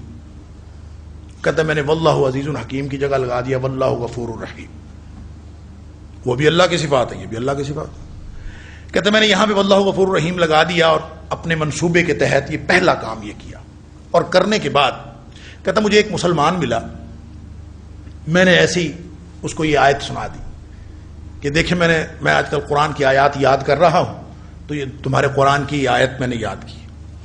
تو میں نے اس کو سنائی تو وہ مسلمان آگے سے مجھے کہتا ہے کہ دیکھو میں قرآن کا حافظ تو نہیں ہوں اور مجھے پتہ بھی نہیں ہے کہ یہاں اصل میں کیا ہے، لیکن تم جو کہہ رہے ہو یہ غلط ہے. وہ کہتا میں حیران ہو گیا کہ یہ کیسا کلام ہے کہ اور یہ آدمی کیسے اس کو پہچان ہوئی کہ وہ کہتا ہے میں حافظ بھی نہیں ہوں اور مجھے پتہ بھی نہیں ہے کہ غلطی کیا ہے، لیکن وہ کہتا ہے کہ یہ غلط آیت ہے جو تم پڑھ رہے ہو اس لیے کہ یہ آیت اس طرح بنتی نہیں جس طرح تم کہہ رہے ہو. وہ کہتا ہے میں نے اس سے پوچھا بھی تمہیں کیسے پتا، کیا غلطی ہے اس میں بتاؤ. تو اس نے کہا کہ بات یہ ہے کہ جہاں اللہ کی سزاؤں کا ذکر ہے، اللہ کے غضب کا، اللہ کے عذابوں کا ذکر ہے، وہاں اللہ کی صفت مغفرت اور صفت رحمت کا تذکرہ نہیں ہو سکتا. کاٹا جا رہا ہے اور واللہ غفور الرحیم تم لگا رہے ہو ساتھ. یہ کیسے ممکن ہے؟ یہ تو ممکن ہی نہیں ہے. یہاں پہ کیا یہ مجھے نہیں پتا، لیکن واللہ غفور الرحیم یہاں آتا ہی نہیں. ایک جیسی تو ہیں کتاب متشابہ مثانی، لیکن ہر آیت کا ایک مطلب ہے، ہر لفظ کا ایک مقام ہے اور پرز حکمت ہے. لیکن فرمایا تقشعر منہ جلود الذین یخشون ربہم. میں عرض کر رہا ہوں دوسری چیز جو چاہیے ہمیں نیت کے علاوہ وہ خشیت ہے. اگر خشیت دل میں ہے تو فرمایا یہی آیات سن سن کے دوسرے لوگ کہیں گے کہ یہ کیا ہے، ویسی آیات بار بار آ رہی. دوسرے سطحی طور پر سن رہے ہوں گے، لیکن جس کے دل میں خشیت ہوگی، جو اللہ کے خوف کا استحضار کر کے بیٹھا ہے اور اس خشیت کے ساتھ بیٹھا ہے کہ اللہ میں تیری ناراضگی سے بچنا چاہتا ہوں، تیری رضامندی حاصل کرنا چاہتا ہوں، جو اس تڑپ کے ساتھ بیٹھا ہے، ہر لمحہ اس کو خوف لاحق ہے مجھ سے کوئی ایسی غلطی سرزد نہ ہو جائے جو اللہ کی ناراضگی کا باعث بن سکتی ہے. جو ہر لمحہ اس خوف کے ساتھ بیٹھا ہے اس کے دل میں تو اللہ کی خشیت ہے. فرمایا خشیت الہی رکھنے والا، دل میں اللہ کا خوف رکھنے والا، وہ جب انہی آیات کو پڑھے گا، یہ سنے گا، تقشعر منہ جلود الذین یخشون ربہم، جن کے دل میں خشیت ہے وہ تڑپ جائیں گے اور لرز جائیں گے یہی آیات سن کر. اور بس یہ لرزہ طاری ہو گیا. اللہ اکبر. اللہ کرے ہمیں ہمارے اندر یہ لرزہ طاری ہو جائے. فرمایا یہ لرزہ طاری ہو گیا نا تو باقی سسٹم اللہ نے آٹومیٹک رکھا ہے. ایک آٹومیٹک ہدایت کا سوئچ آن ہو جاتا. فرمایا ثم تلین جلودہم وقلوبہم الی ذکر اللہ. بس یہ ایک دن لرزہ طاری ہو گیا، دل میں خشیت موجود تھی، نیت ٹھیک تھی، خشیت موجود تھی، اللہ کا قرآن سنا، فوراً اس استحضار کی وجہ سے جسم میں لرزہ طاری ہوگا کہ میرا اللہ مجھے کیا کہہ رہا ہے. اور لرزہ طاری ہونا تھا کہ ثم تلین جلودہم وقلوبہم الی ذکر اللہ. اسی وقت اس کا دل بھی، اس کا دماغ بھی، اس کا جسم بھی، ساری پوری پرسنالٹی اس کی تلین جلودہم وقلوبہم الی ذکر اللہ، اللہ کی یاد کی طرف مائل ہو گئی، جھک گئی آٹومیٹیکلی. پھر سوئچ آن ہو گیا، انسان چل پڑا ہدایت کے راستے پر. یہاں چل پڑنا ہمارے ذمے ہے، منزل پہ پہنچنا ہمارے ذمے نہیں ہے. یہ اللہ کا بڑا کرم ہے کہ منزل مقصود پہ پہنچنا اس نے ہمارے ذمے نہیں رکھا. اس نے ہمارے ذمے رکھا ہے چل پڑنا. اگر ہم چل پڑے ہدایت کے راستے پر تو پھر انشاءاللہ باقی کام اس کا ہے، ہم نے تو صرف چلنا ہے. اور فرمایا چل پڑو گے اگر تمہاری خشیت تمہارے اندر ہوگی. یخشون ربہم ذالک ھدی اللہ یہدی بہ من یشاء. یہ ہے وہ اللہ کی ہدایت جو خشیت اور نیت کی وجہ سے جو حاصل ہو جاتی ہے. اور یہ ذالک ھدی اللہ، یہ کتاب ہدایت اسی لیے تو آئی ہے. ذالک ھدی اللہ یہدی بہ من یشاء. جس کو چاہتا ہے اللہ ہدایت نصیب فرماتا ہے. یہی وہ ہدایت ہے جب یہ جسم، یہ دل، دماغ اللہ کی یاد کی طرف جھک پڑے. اللہ کرے ہم ان میں سے ہوں کہ ہم اس سے پہلے جتنی بھی غلطیاں ہوئیں آج کے بعد ہمیں قرآن سن کے لرزہ طاری ہو جائے، ہمارے اندر خشیت پیدا ہو جائے، ہماری نیتیں ٹھیک ہو جائیں اور ہماری زندگی کا جو رنگ ڈھنگ ہے وہ اسی رنگ میں ڈھل جائے کہ ہمیں اللہ کی ناراضگی سے بچنے کا، اللہ کی ناراضگی کا خوف ہو اور اللہ کی ناراضگی سے بچ کر اس کی رضامندی کے حاصل کرنے کا شوق ہو. اگر یہ ہو جائے تو یہی وہ راستہ ہے جس کے لیے قرآن نازل ہوا ہے کہ ہمیں لے کے چلتا. ایک اگلی بات نیت اور خشیت کے بعد جو ضروری ہے میرے لیے اور آپ کے لیے، وہ ہے فکری تجرد، فکری طور پر خالی الذہن ہونا. اس کی وجہ یہ ہے کہ یہ خشیت جس کی میں بات کر رہا ہوں نا، یہ خشیت الہی ہے، اللہ کا خوف ہے. اور جس کے دل میں اللہ کا خوف نہیں ہوتا نا، اس کے دل میں ہزار خوف ہوتے ہیں. جو سابقہ وابستگیاں اور سابقہ خوف ہے نا، اگر وہ دل سے نہیں نکلے نا تو وہاں خشیت الہی جگہ پا ہی نہیں سکتا. یوں سمجھ لیجئے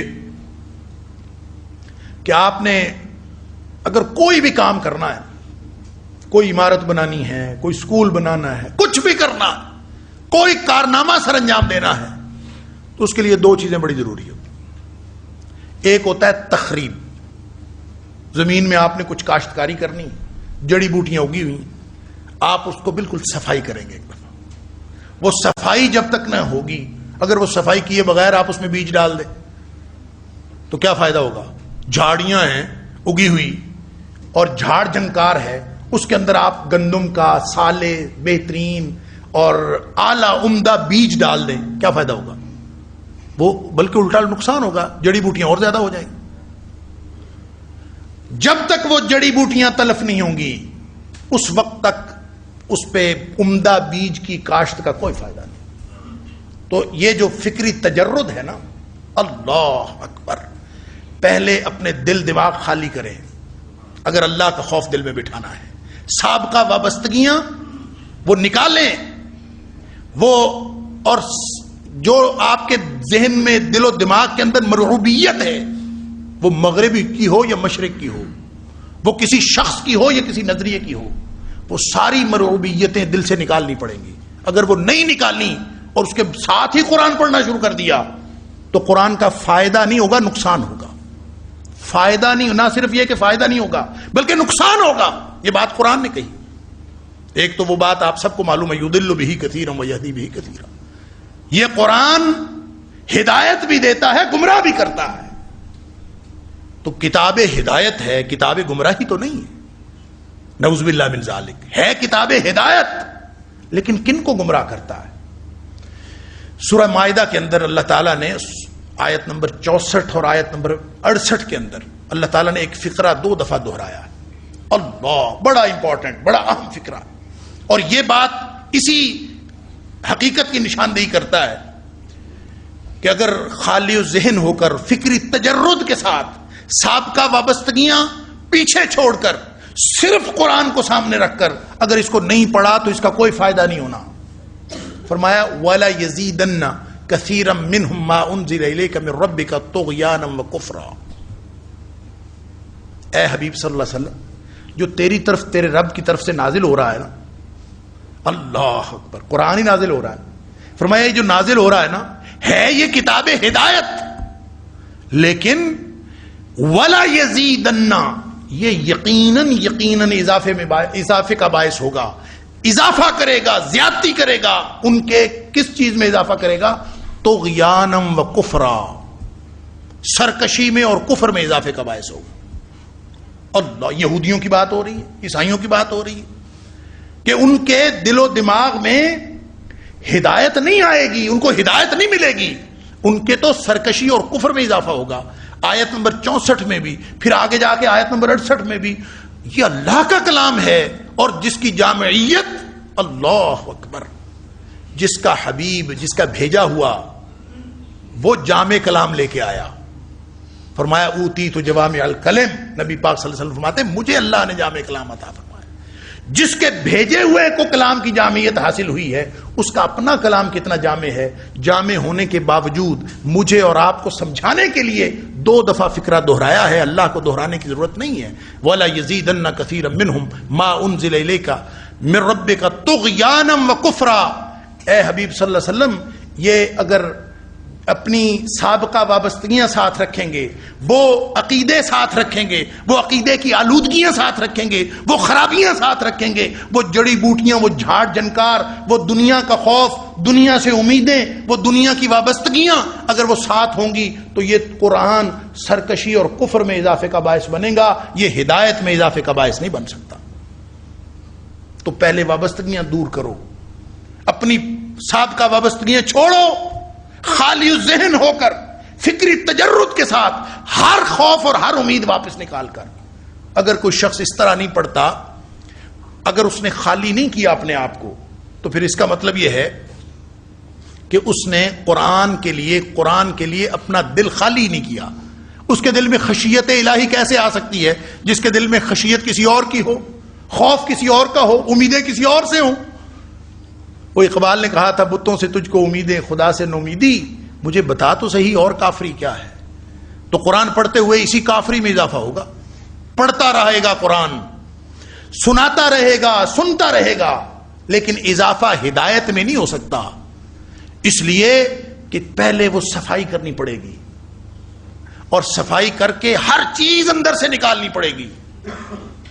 امام غزالی چونکہ صوفی تھے، وہ صوفیانہ زبان میں بات کرتے ہیں، یہی بات انہوں نے کہی ہے کہ تزکیہ نفس ضروری ہے، اور تزکیے کے 3 مراحل انہوں نے بتائے ہیں کہ پہلا مرحلہ تخلیہ نفس ہے۔ تزکیہ کیسے ہو سکتا ہے؟ آپ اگر کسی چیز میں کوئی برتن ہو، اس میں گندگی پڑی ہو، اس میں آپ دودھ ڈالتے جائیں فائدہ، آپ اس میں زمزم ڈالتے جائیں فائدہ، جب تک اس کو خالی نہیں کریں گے۔ تخلیہ نفس، برتن خالی کریں پہلے، اس میں جو جو امیدیں پڑی ہیں وہ نکالیں، جو جو خوف پڑے ہیں وہ نکالیں، جو جو مرعوبیت نظریات کی پڑی ہے وہ نکالیں۔ یعنی آپ کے ذہن میں مغرب چھایا ہوا ہو، کسی کے ذہن میں مشرق چھایا ہوا ہو، کسی کے ذہن میں کوئی شخصیت پرستی چھائی ہوئی ہو، کسی کے ذہن میں کچھ، کسی کا کوئی عقیدہ، کسی کا کوئی عقیدہ، عقیدے کی آلودگیاں دل و دماغ میں چھائی ہوئی ہوں، قرآن ساری زندگی پڑھتا رہے، کوئی فائدہ نہیں ہوگا۔ جب تک اس صورت میں پتہ کیا ہوگا؟ قرآن اس کو دلیلیں دے گا اس کے اپنے نظریے کے لیے، اس کو دلائل مل جائیں گے قرآن سے۔ یہی وجہ ہے کہ جتنے منحرف فرقے ہیں نا، وہ اپنے حقانیت کے لیے دلائل قرآن سے دیتے ہیں، سب کو دلائل مل جاتے ہیں، دلائل ملیں گے اپنی وکالت کرنے کے لیے، اپنے عقیدے کے لیے۔ ہدایت نہیں ملے گی، ہدایت اس کو ملے گی جو سابقہ وابستگیاں چھوڑ کر، ہر خوف اور امید چھوڑ کر، خالی ذہن ہو کر قرآن کو پڑھے گا۔ تو سب سے پہلے اپنا اپنا ذہن، دل و دماغ خالی کرنا پڑے گا اگر ہم نے قرآن سے ہدایت لینی ہے۔ یعنی 2 چیزیں ضروری ہوتی ہیں، پہلی تخریب، تیاری، پھر اس کے بعد سالے بیج، عمدہ بیج، مادہ تعمیر، بہترین عمدہ سامان۔ قرآن سے بڑا سالے اور عمدہ تعمیر کا ذریعہ اور کوئی نہیں ہے، اس سے بہترین مواد اور کوئی نہیں ہے۔ لیکن پہلے وہ برتن تو خالی کرو جس کے اندر اللہ کی خشیت آنی ہے۔ پہلے وہ، اقبال نے بھی اس کو بڑے عجیب و غریب طریقے سے بیان کیا ہے۔ وہ کہتے ہیں کہ یہ جو لا الہ الا اللہ ہے نا، لا اور اللہ کا جو فرق ہے وہ یہی ہے۔ لا الہ یہ تخریب ہے، سب کو چھوڑ دو، کوئی بڑا نہیں، ہر بڑے کی بڑائی کی نفی، ہر جابر کے جبر کی نفی، ہر فرعون کی فرعونیت کی نفی، ہر خوف کی نفی، ہر امید کی نفی، ساری ہر چیز کی نفی، بھی کوئی نہیں، میں کسی کو نہیں مانتا۔ یہ تخریب ہے۔ اور یہ بھی سمجھ لیجئے، تخریب ہو گئی تو تعمیر کے لیے سالے بیج کاشت نہ کیا، ویسے پڑی رہ گئی زمین، تو پھر کیا ہوگا؟ جڑی بوٹیاں پھر اگ جائیں گی، پھر حالات خراب ہو جائے، اس لیے کہ نشو و نما کا تو مادہ اللہ نے اس کے اندر رکھا ہے۔ لہذا اگر اس کے اندر خالی کرتے ہی اللہ کا قرآن نہیں آیا، اللہ کے قرآن کے بتائے ہوئے عقیدے نہیں آئے، ہدایت نہیں آئی اس کی جگہ، امیدیں اللہ سے وابستہ ہو جائے، خوف اللہ سے وابستہ ہو جائیں، خشیت الہی نے اگر دنیاوی خشیتوں کی جگہ نہیں لی، تو پھر دل و دماغ کے اندر اور بہت ساری جڑی بوٹیاں، جھاڑ جھنکار ایسا اگے گا کہ ایک جنگل بن جائے گا۔ زمین صالح ہونے کے بعد، زمین تیاری کے باوجود اگر اس پر ٹھیک بیج کاشت نہیں کیا، تو پھر آپ دیکھیں گے 4-6 مہینے کے بعد وہ پہلے سے بھی زیادہ خراب ہوئی پڑی ہو۔ اقبال کہتا ہے کہ یہ صرف لا اور اللہ کا فرق ہے۔ لا اور اللہ، اس کے اندر اگر تعلق نہ ہو، لا ہو جائے، صرف نفی ہو گئی، ہر چیز کی تخریب کر دی آپ نے، جیسے اہل مغرب نے کیا ہے۔ اہل مغرب نے کیا کیا ہے؟ انکار کر دیا، مذہب کا بھی انکار، خدا کا بھی انکار، مولوی جو کہے اس کا انکار، عیسائیت جو کہے اس کا انکار، اسلام جو کہے اس کا انکار، ہر مذہب کی بات کا انکار، ہر روایت کا انکار کر لیا۔ یعنی تخریب تو موجود ہے، تعمیر کے لیے ان کے پاس صالح مواد ہی کوئی نہیں ہے، انہوں نے جو کاشت کرنا تھا وہ کیا ہی نہیں۔ اقبال کہتا ہے کہ یہی چکر ہوا ہے ان کے ساتھ۔ اللہ اکبر، لبالب شیشہ تہذیب حاضر ہے میں لا سے۔ لا تو کر لی انہوں نے، نفی تو کر لی ہر چیز کی، لیکن مگر ساقی کے ہاتھوں میں نہیں پیمانہ اللہ، وہ جو اللہ کے بعد اللہ آنا تھا، لا الہ الا اللہ۔ لہذا بے خدا تہذیب، بے خدا دل و دماغ، بے خدا علوم، بے خدا ذہن بے خدا سوچیں اور دیکھ لیں کہ ان کے ساتھ کیا ہو رہا ہے. اپنی طرف سے انہوں نے تخریب کی تھی کہ تعمیر ہوگی، لیکن تعمیر کے لیے جس صالح مواد کی ضرورت تھی وہ ان کو میسر نہیں آیا. لہذا ہم نے تخریب کرنے کے بعد، ہم نے فکری تجرد کے بعد اس کو خالی نہیں چھوڑنا، اس لیے کہ جو خالی جگہ ہوتی ہے وہ شیطان کی آماج گاہ ہوتی ہے. اس کو خالی نہیں چھوڑنا، اس کے اندر قرآن کی فکر بھرنی ہے. اور ہم قرآن کے پاس بیٹھے ہیں، قرآن کی صحبت میں بیٹھے ہیں، لہذا قرآن کی صحبت سے استفادے کے لیے سب سے پہلی بات یہ ہے کہ برتن خالی کر کے بیٹھے. ہر چیز سے، ساری وابستگیوں سے جب یوں خالی کر کے بیٹھیں گے انشاءاللہ تو یہ قرآن ہمیں وہ رہنمائی دے دے گا. ان ھذا القرآن یہدی للتی ہی اقوم، جو سیدھا رستہ. یہی مقصد ہے. ہو سکتا ہے ہم قرآن پاک کی ایک آیت پڑھنے سے پہلے اس دنیا سے چلے جائیں، ہمیں تو نہیں پتا نا. ہم اس نیت سے بیٹھے ہیں ہم انشاءاللہ اللہ کا کلام یہ قرآن پاک مکمل کریں گے. لیکن اگر نیت ہدایت لینے کی ہے، اگر ہم نے اپنی نیتیں ٹھیک کر لیں، یہ پری ریکوزٹس ٹھیک کر لیں، یہ پوری کر لی بنیادی شرائط، تو انشاءاللہ امید نہیں یقین ہے کہ اگر ایک آیت بھی پڑھی ہوگی تو انشاءاللہ اللہ اس منزل مقصود پہ پہنچا دے گا. اس لیے کہ ہمارے ذمے چلنا ہے. اگر درست راستے پر چل پڑے باقی کام تو سارا اللہ کا ہے، باقی کام ہمارا ہے ہی نہیں.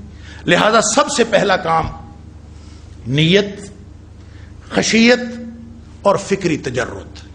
اس کو اگر نہیں کیا، اور پھر اس سے اگلی بات ہے وہ ہے تفکر و تدبر. قرآن پڑھنا ہے تو اس پہ غور و فکر کرنا. کتاب انزلناہ الیک مبارک، یہ بڑی برکتوں والی کتاب ہے جو ہم نے نازل کی ہے. بار بار اللہ یادہ فرماتے ہیں کہ یہ ذہن سے محو نہیں ہونی چاہیے یہ بات.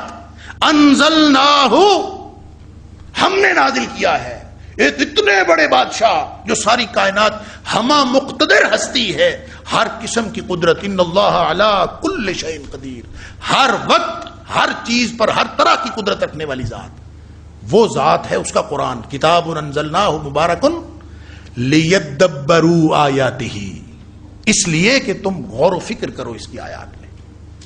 وَلِيَتَذَكَّرَ أُولُو الْأَلْبَابِ، اور جن کو اللہ نے دماغ دیے ہیں، عقل دی ہے، وہ اس سے نصیحت حاصل کر لیں. غور و فکر کرنا. افلا تتفکرون، افلا یتفکرون، افلا یتدبرون القرآن ام علی قلوب اقفالها، سورہ محمد کے اندر فرمایا کہ کیوں نہیں غور و فکر کرتے؟ تمہارے دلوں پہ قفل پڑے ہوئے. اللہ نے غور و فکر کی صلاحیت دی ہے، حیوانات کو نہیں دی، کسی مخلوق کو نہیں دی. غور و فکر کی صلاحیت دی ہے تو انسانوں کو دی ہے. اور یہ انسان اگر غور و فکر نہیں کرتے قرآن میں تو اس کا مطلب یہ ہے کہ اچھا غور و فکر کرنا کیا ہے؟ ایک تو وہ علوم والا غور و فکر ہے کہ اس سے خزانے ملتے ہیں، علوم کے خزانے منکشف ہوتے ہیں.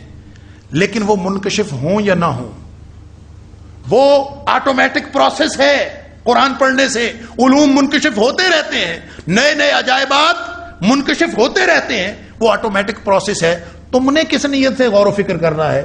تم نے صرف غور و فکر یہ کرنا ہے قرآن کی آیت پڑھ لی، سورت پڑھ لی، پڑھنے کے بعد تم نے غور و فکر یہ کرنا ہے، بیٹھ کے سوچنا ہے کہ میرے اللہ نے مجھے کیا کہا ہے، اس میں میرے لیے کیا حکم ہے.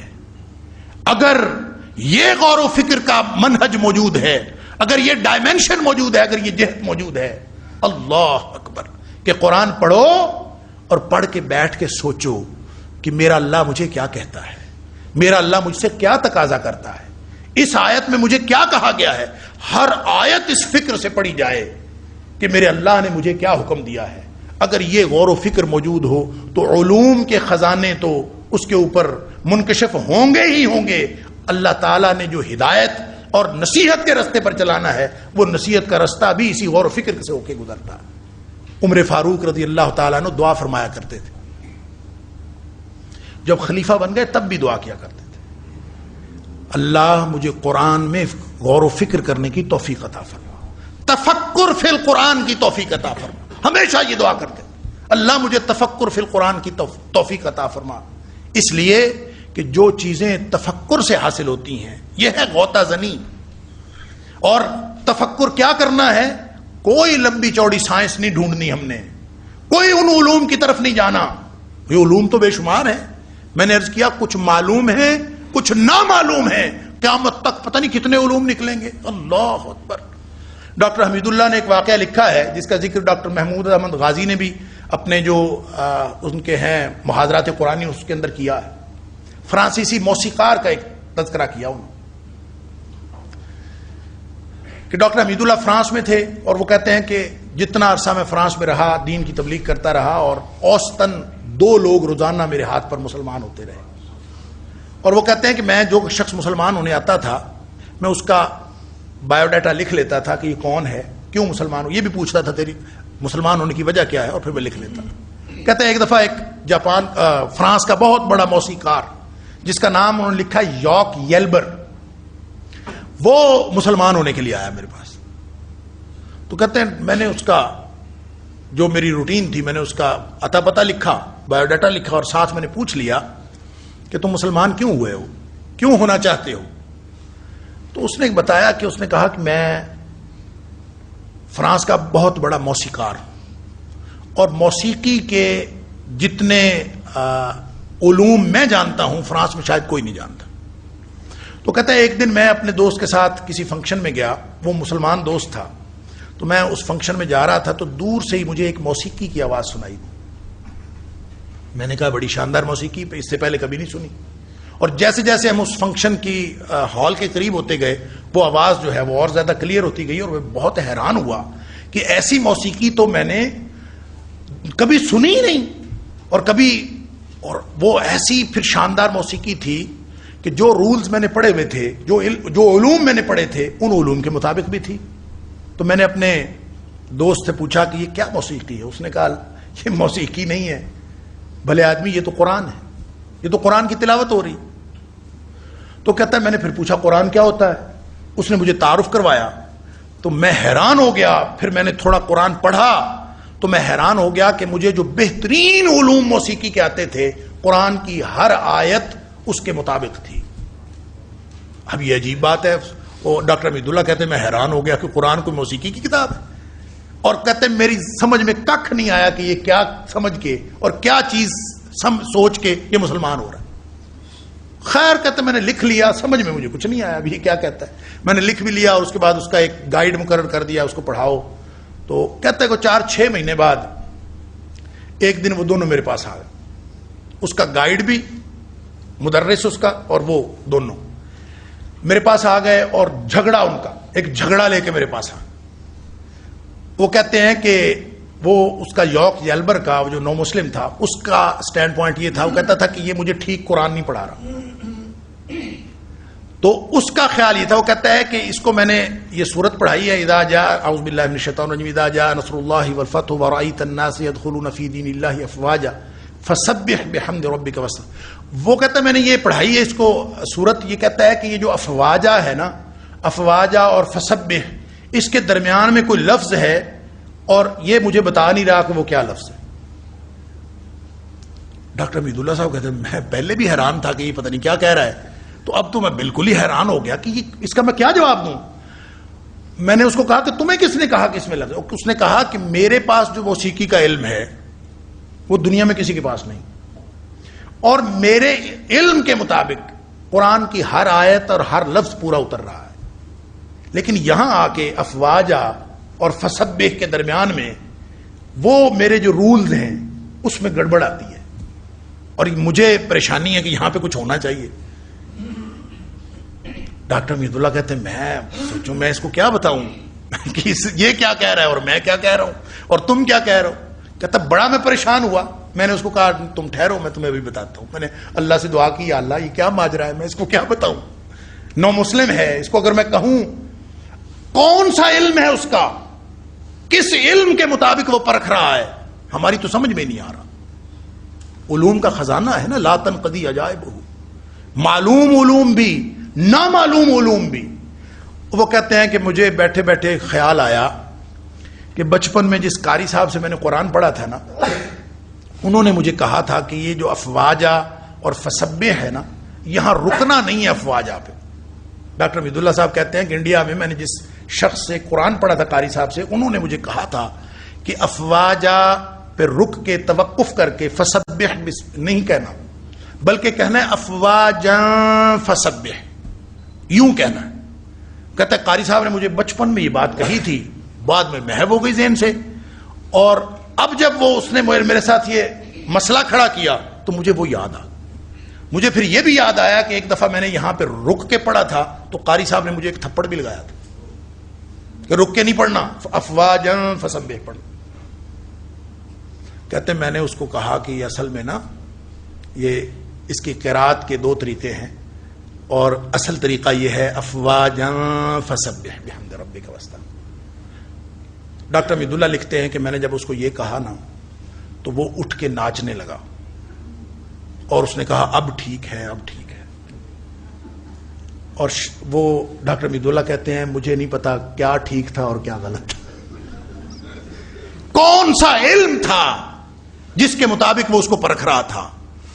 علوم کا تو یہ خزانہ ہے، لا تنقضی عجائبہ، اور قیامت تک نکلتے رہیں گے، لیکن ہمارا تفکر اور تدبر اس لیے نہیں کہ ہم کوئی نئی چیز ڈھونڈ کے لائیں، ہمارا تفکر اور تدبر اس لیے کہ لیدبروا آیاتہ ولیتذکر اولو الالباب، میرا اللہ مجھے کیا کہتا ہے۔ اقبال کہتے ہیں تیرے ضمیر پر جب تک نہ ہو نزول کتاب، یعنی یوں سمجھو کہ قرآن میرے اوپر نازل ہو رہا ہے، تیرے ضمیر پر جب تک نہ ہو نزول کتاب، گرہ کشا ہے نہ راضی نہ صاحب کشاف، یعنی بڑی بڑی تفسیریں پڑھ لینے سے بھی نقطہ نہیں کھلے گا، عقدہ نہیں کھلے گا، نقطہ ظاہر نہیں ہوگا جب تک کہ تم یہ نہ سمجھو کہ میرا اللہ مجھے کیا کہہ رہا ہے۔ آج قرآن میرے اوپر نازل ہو رہا ہے، یہ زندہ کتاب ہے، اس نیت سے تفکر و تدبر کوئی شخص اگر نہیں کرتا تو اس کو بھی ہدایت نہیں ملتی۔ ایک اگلی بات، اگلا نقطہ، اور غالباً یہ سیکنڈ لاسٹ ہے، وہ ہے کہ قرآن نظریات کی کتاب نہیں ہے، ہدایت کی کتاب ہے، اور ہدایت عمل کو کہتے ہیں۔ اس کا لازمی تعلق عمل کے ساتھ ہے۔ عملیت اگر اس کے اندر نہیں آئی نا، کوئی شخص کہے کہ میں قرآن پڑھنا شروع کر دوں اور پڑھتے پڑھتے پڑھتے پڑھتے میں اس کا ماہر بن جاؤں اور اس کے جو علوم ہیں مجھ پر منکشف ہونے شروع ہو جائیں، اللہ سے میری وابستگی ہو جائے، اگر اس کا یہ خیال ہو تو یہ خیال اس کا بالکل غلط ہے، وہ کبھی بھی ہدایت کے راستے پر نہیں چل سکتا۔ یہ تو عمل کی کتاب ہے، جب تک اس پر عمل نہیں کرے گا، جو عمل کرے گا، محنت کرے گا، پھر علوم منکشف ہوتے چلے جائیں گے۔ والذین جاہدوا فینا لنہدینہم سبلنا، جو محنت کرتے ہیں، زندگیاں لگا دیتے ہیں قرآن میں، جو پڑھتے ہیں اس پر عمل کرتے ہیں۔ الا الذین تابوا وآمنوا الا من تاب وآمن وعمل عملا صالحا، نہیں یوں منہ موڑو ہر جگہ سے، واپس آؤ، من تاب وآمن، یقین کر لو کہ میری دنیا کائنات کے مسائل کا حل قرآن پاک میں ہے، میرے انفرادی اجتماعی سارے مسائل کا حل قرآن پاک میں ہے، یہ یقین کر لو۔ وعمل عملا صالحا، اور پھر کردار بھی بنانا پڑے گا۔ آمنوا وعملوا الصالحات، آمنوا وعملوا الصالحات، ہر جگہ پہ یہی ہے۔ اور ان ھذا القرآن یہدی للتی ہی اقوم، یہ قرآن لے جاتا ہے اس سیدھے رستے پر۔ ویبشر المؤمنین، ان مومنوں کو بشارت دیتا ہے، الذین یعملون الصالحات، بشارت ان کے لیے ہے جو قرآن سنتے ہی عمل کرنا شروع کر دیتے۔ اس لیے ایمان کا لازمی تقاضا عمل ہے، اور ایمان اگر آ جائے تو سننے اور عمل کرنے کے درمیان تردد کا وقفہ نہیں ہوتا۔ ایمان کی تفصیل سورہ بقرہ میں بیان فرمائی، آمن الرسول بما انزل الیہ من ربہ والمؤمنون کلنا آمن باللہ وملائکتہ وکتبہ ورسلہ لا نفرق بین احد من رسلہ، یہ تفصیل ہے ایمان کی، اور اس کا اثر کیا ہے؟ قالوا سمعنا واطعنا، اثر یہ ہے کہ یوں سنی فوراً اطاعت کی۔ اگر یہ جذبہ عملیت کا ہمارے اندر نہیں ہے تو پھر ایسے شخص کے لیے قرآن میں کچھ نہیں۔ جب ہم یوں عمل کرتے ہوئے قرآن سے نکلیں گے تو اللہ کا وعدہ ہے کہ لنہدینہم سبلنا، ہم ان کو سیدھا رستہ دکھا دیں گے۔ اور آخری بات کہ جو پری ریکوزٹ ہے، جو ضروری ہے، وہ ہے کہ قرآن کو صرف پڑھنے کے لیے نہ پڑھیں، بلکہ اس کے ساتھ زندگی لگا دیں، زندگی قرآن کے نام کر دیں کہ پڑھنا جو کچھ ہے پھر ساری زندگی اسی کے ساتھ جڑے رہنا ہے. کیوں؟ اس لیے کہ اللہ کے ساتھ جڑنے کا، عبد کا معبود کے ساتھ جڑنے کا یہ واحد ذریعہ ہے. اللہ تعالیٰ نے قرآن میں فرمایا کہ وَمَن يَعْتَصِم بِاللَّهِ، جڑنا اصل میں اللہ سے ہے، اصل میں مخلوق کا خالق سے رشتہ قائم ہو جائے. وَمَن يَعْتَصِم بِاللَّهِ، جو اللہ کے ساتھ جڑ جائے گا، فَقَدْ هُدِيَ إِلَىٰ صِرَاطٍ مستقیم، وہ ہے اصل ہدایت یافتہ آدمی جو اللہ سے جڑ گیا. اب اللہ تو آسمانوں پہ، اللہ تو عرش پہ، اللہ اپنے علم کے اعتبار سے، اپنی قدرت کے اعتبار سے ہر جگہ، لیکن اللہ اپنی ذات کے اعتبار سے تو عرش پہ ہے. ہم کہاں، وہ کہاں، اس کی بڑائی حد حساب سے باہر، ہمارے ادراک سے باہر، اور ہماری جو ہمارا چھوٹا ہونا، ہماری چھوٹائی، وہ ہماری حد حساب سے باہر، کوئی تعلق بنتا ہی نہیں ہے. لیکن حکم یہ ہے کہ اس کے ساتھ جڑنا. وَمَن يَعْتَصِم بِاللَّهِ، اس کے ساتھ جو جڑ گیا اس کو سیدھا رستہ ملے گا، اس کو ہدایت ملے گی. اب اس کا مطلب ہے اعتصام جو ہے، تمسک جو ہے، وہ بڑا ضروری ہے. اور وہ کیسے کرنا ہے اللہ کے ساتھ تمسک؟ وہاں سورہ حج کی آخری آیت میں بھی فرمایا فَأَقِيمُوا الصَّلَاةَ وَآتُوا الزَّكَاةَ وَاعْتَصِمُوا بِاللَّهِ، اللہ سے جڑو، نمازیں، روزے، سب کچھ، لیکن اصل بات یہ ہے کہ اللہ سے جڑو. کیوں؟ هُوَ مَوْلَاكُمْ فَنِعْمَ الْمَوْلَى وَنِعْمَ النَّصِيرُ، وہ تمہارا مولا ہے، وہ تمہارا کارساز ہے. اس سے نہیں جڑو گے تو پھر کیا کرو گے؟ تو اللہ کے ساتھ جڑنے کا واحد ذریعہ یہ قرآن ہے. نبی پاک صلی اللہ علیہ وسلم نے فرمایا، صحیح حدیث ہے، نبی کریم صلی اللہ علیہ وسلم نے فرمایا ان ھذا القرآن سبب، کہ لوگوں یہ قرآن رسی ہے، یہ قرآن رسی ہے. وہ جو کہا نا واعتصموا بحبل اللہ جمیعا ولا تفرقوا، لوگوں نے رسی کی بڑی اپنے اپنے جگہ پہ تشریح کی ہے کہ رسی سے مراد کیا ہے. نبی پاک صلی اللہ علیہ وسلم سے ہی پوچھ لیں کہ رسی سے کیا مراد ہے. نبی پاک صلی اللہ علیہ وسلم نے متعدد مقامات پہ یہ فرمایا ہے کہ القرآن حبل اللہ، قرآن ہے اللہ کی رسی. یہاں اس حدیث میں فرمایا ان ھذا القرآن سبب، لوگوں یہ قرآن رسی ہے. بلکہ اگر یہ لمبی حدیث ہے، اس کے شروع میں اگر پڑھیں تو نبی پاک صلی اللہ علیہ وسلم، صحابی کہتا ہے کہ باہر تشریف لائے، ہم بیٹھے تھے اور نبی پاک صلی اللہ علیہ وسلم نے فرمایا ابشروا ابشروا، خوش ہو جاؤ، خوش ہو جاؤ. کس لیے خوش ہو جاؤ؟ اس لیے کہ اللہ نے اپنے ساتھ جڑنے کا ذریعہ تمہیں بتا دیا ہے، خوش ہو جاؤ اس سے. فرمایا ان ھذا القرآن سبب، یہ قرآن رسی ہے، طرفہ بید اللہ و طرفہ بایدیکم، اس کا ایک سرا اللہ کے ہاتھ میں ہے، دوسرا سرا تمہارے ہاتھ میں ہے. اب جس نے اللہ سے جڑنا ہے وہ اس سے جڑ جائے. جو اس سے جڑ جائے گا پھر کیا ہوگا؟ فرمایا فتمسکوا بہ، اللہ سے جس نے جڑنا ہے نا وہ اللہ کے کلام سے جڑ جائے. جو اللہ کے کلام سے جڑ گیا، فرمایا فإنکم لن تضلوا ولن تہلکوا بعدہ ابدا، دو امان مل جائیں گے تمہیں. فرمایا ایک تو یہ کہ زندگی بھر کبھی گمراہ نہیں ہو سکتے تم، اور دوسرا یہ کہ ولن تہلکوا ابدا، تم کبھی تباہ و برباد نہیں ہو سکتے، تم ہلاک نہیں ہو سکتے.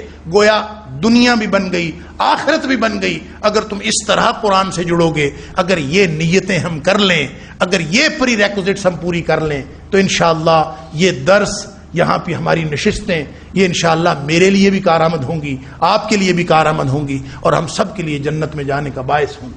اور اگر اللہ نہ خواستہ یہ یا ان میں سے کوئی چیز ہمارا دل دماغ حاضر ہی نہیں ہے، ہمیں یہ خشیت الہی کا، تمسک باللہ کا اور تمسک بالقرآن کا استحضار ہی موجود نہیں ہے، تو پھر ذہن میں رکھیے قرآن پڑھتے جائیں گے، ہو سکتا ہے ہم کو اس کے کچھ ماہر بھی ہو جائیں، کچھ علوم بھی ہمارے اوپر منکشف ہو جائیں، لیکن ہدایت نہیں ملے گی. ہدایت صرف اس کو ملتی ہے جو اس نیت سے قرآن پڑھتا ہے کہ اللہ میں نے ہدایت لے.